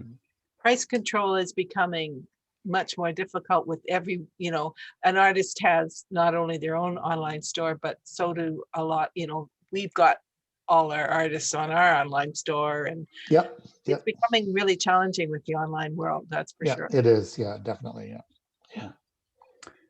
Two more questions. Okay. Good ones. So one was posed earlier in the workshop, and it was actually just kind of a general question about how to charge taxes on exportations to the USA. Oh, so there is none. Yeah. So when you ship a commercial shipment to the US, the product is not ending up in Canada, not being consumed in Canada. So you don't charge GST or provincial sales tax when you ship out of the country.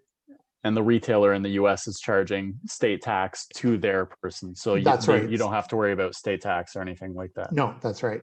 There are ongoing discussions, though. If you look at some export forums, some free trade forums, I know by things I've read online recently that the Canadian government, the US government, provincial governments, state governments, they're trying to figure that out, because they know there's billions and billions, well, trillions of dollars in online sales happening just in North America alone on an annual basis, that there is no tax happening because of that process. Like there are situations where you can order stuff online in the US, you know, and not pay tax on it. So that's a challenge. So it's going to be interesting to see how that evolves in the future. Mm-hmm. Well, that's the whole Facebook, Google dilemma. They're not paying anything. No, that's right. Yeah, exactly. So it'll be interesting to see. But, you know, as the technology progresses, you know, I was thinking the other day, you know, the database and the sharing of databases between just Canada and the US alone, you know, they know everything that's happening. And when you cross a border, like last year we went to New Brunswick for Thanksgiving, and we were near the American border, and we thought, oh, let's pop over to Maine and go for lunch, sort of thing. And we decided to drive down the coast. You can go to Campobello Island, which is actually part of Canada, but you have to access it from the United States. So we had to cross to the US, cross back into Canada, go to Campobello. Then we had to cross back into the US and then drive back up to New Brunswick and cross the border. So we did 4 border crossings in one day just to go for lunch. And it was funny when we left Campobello Island, the border agent said, oh, so you've been back and forth a couple of times today. They knew exactly what time we entered, where we had lunch. They knew everything. Mm-hmm. So, you know, it's just a matter of time before. That's why I tell people, you know, do not lie to customs agents, and make sure, you know, people do make mistakes in paperwork. That happens. And you just apologize and say, sorry, I didn't know that. how do I correct it? And in those cases, you're most likely going to be okay with it. When all the countermeasures were happening in 2018 and 19, I knew there were countermeasures. I didn't realize the list of exclusions coming into Canada was like 200 items, and it was everyday items, and it applied to everything going over the border, whether it was commercial or personal use. I was down in Maine on vacation. I drove back to Nova Scotia and I was crossing the border. I had 8 pounds of locally roasted coffee in my car. They literally emptied my car and searched, looking for, things that were on the countermeasures list. So you just don't know. They didn't find anything, but at least they felt they had to look, I guess. Sorry for getting sidetracked. No, I can tell stories all day. There's a lot to consider, obviously, when you're talking about the border, and you're right, they have like the most sophisticated technology in the world, so there's no point trying to like pull the wool over any border size.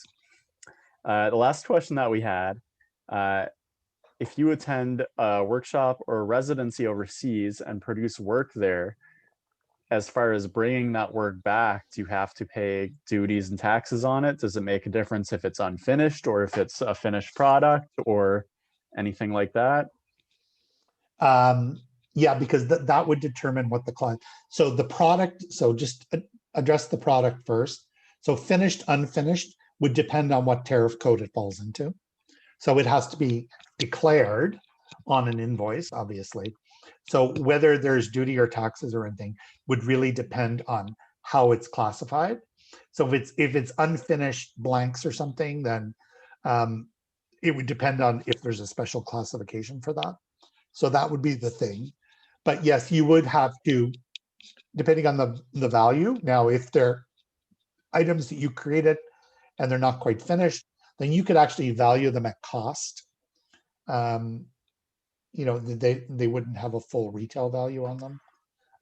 So yeah, but you would, if it's over $2,500, like last year we had a young artist who went to China on a residency, and she shipped back a crate. It wasn't a big crate.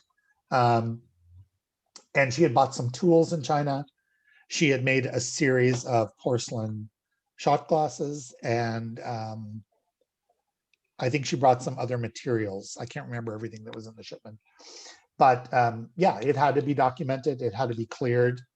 I don't think her value was that high that she needed a broker, but she did have to pay some duty and some taxes on bringing it into Canada. Another part of that question, Greg, was what country of origin does that product then become? Right. Yeah. No, it would be. It's the country where it's wherever it was fabricated, right? So if it's in China or Germany or wherever your resident is, it would be the rules of that country. But if it's unfinished and then you make something out of the unfinished product after you've returned to Canada and it becomes, whatever the finished sculptural piece or whatever it is that you made out of this work in progress or something that was, roughly developed, then it's Canadian made. Yeah. Yeah. So it's how you transform the raw material, right? So the piece of research is looking up the tariff code to see if there is, like, if there's a ceramic, let's say it's ceramic porcelain blanks or something, and if that's a tariff code, and then when you fire them and turn them into a dish or a vase or whatever, and it transforms the tariff code, then it would be considered made in Canada once it's finished. But I would say if you're shipping something like that in, that is not something that you would be able to retail anyway, then you would probably declare it at a very nominal, like, what is the cost of the raw material? You know what I mean? Right, as far as the value that you're declaring of it. Yeah. Yeah. So that would actually bring it down, and you could ship a bunch of items and the value might be $30 or something, and you're going to pay duty and tax on $30. This person was from Newfoundland and Labrador, and she actually finished. She did send I think, some blanks, but there was a whole series of finished pieces that she had done while she was in China. So yeah, but it took a long time. She said it went by boat, and I think it took 3 months to get here. Okay, that's all the Well, questions. The other question, the only other comment I'd make about residencies is make sure you have a visa permit to work in that country during your residency, because depending on where you're going, they may or may not, in the length of time. Like if you're only in a country for a week or two, then they may not require you to have a visa. But if you're there for a month or 3 months, then it may fall into a different category, and you may have to have, wherever the residency is being held, you may have to have a sponsorship, or you may actually even have to have the residency program apply on your behalf for the visa.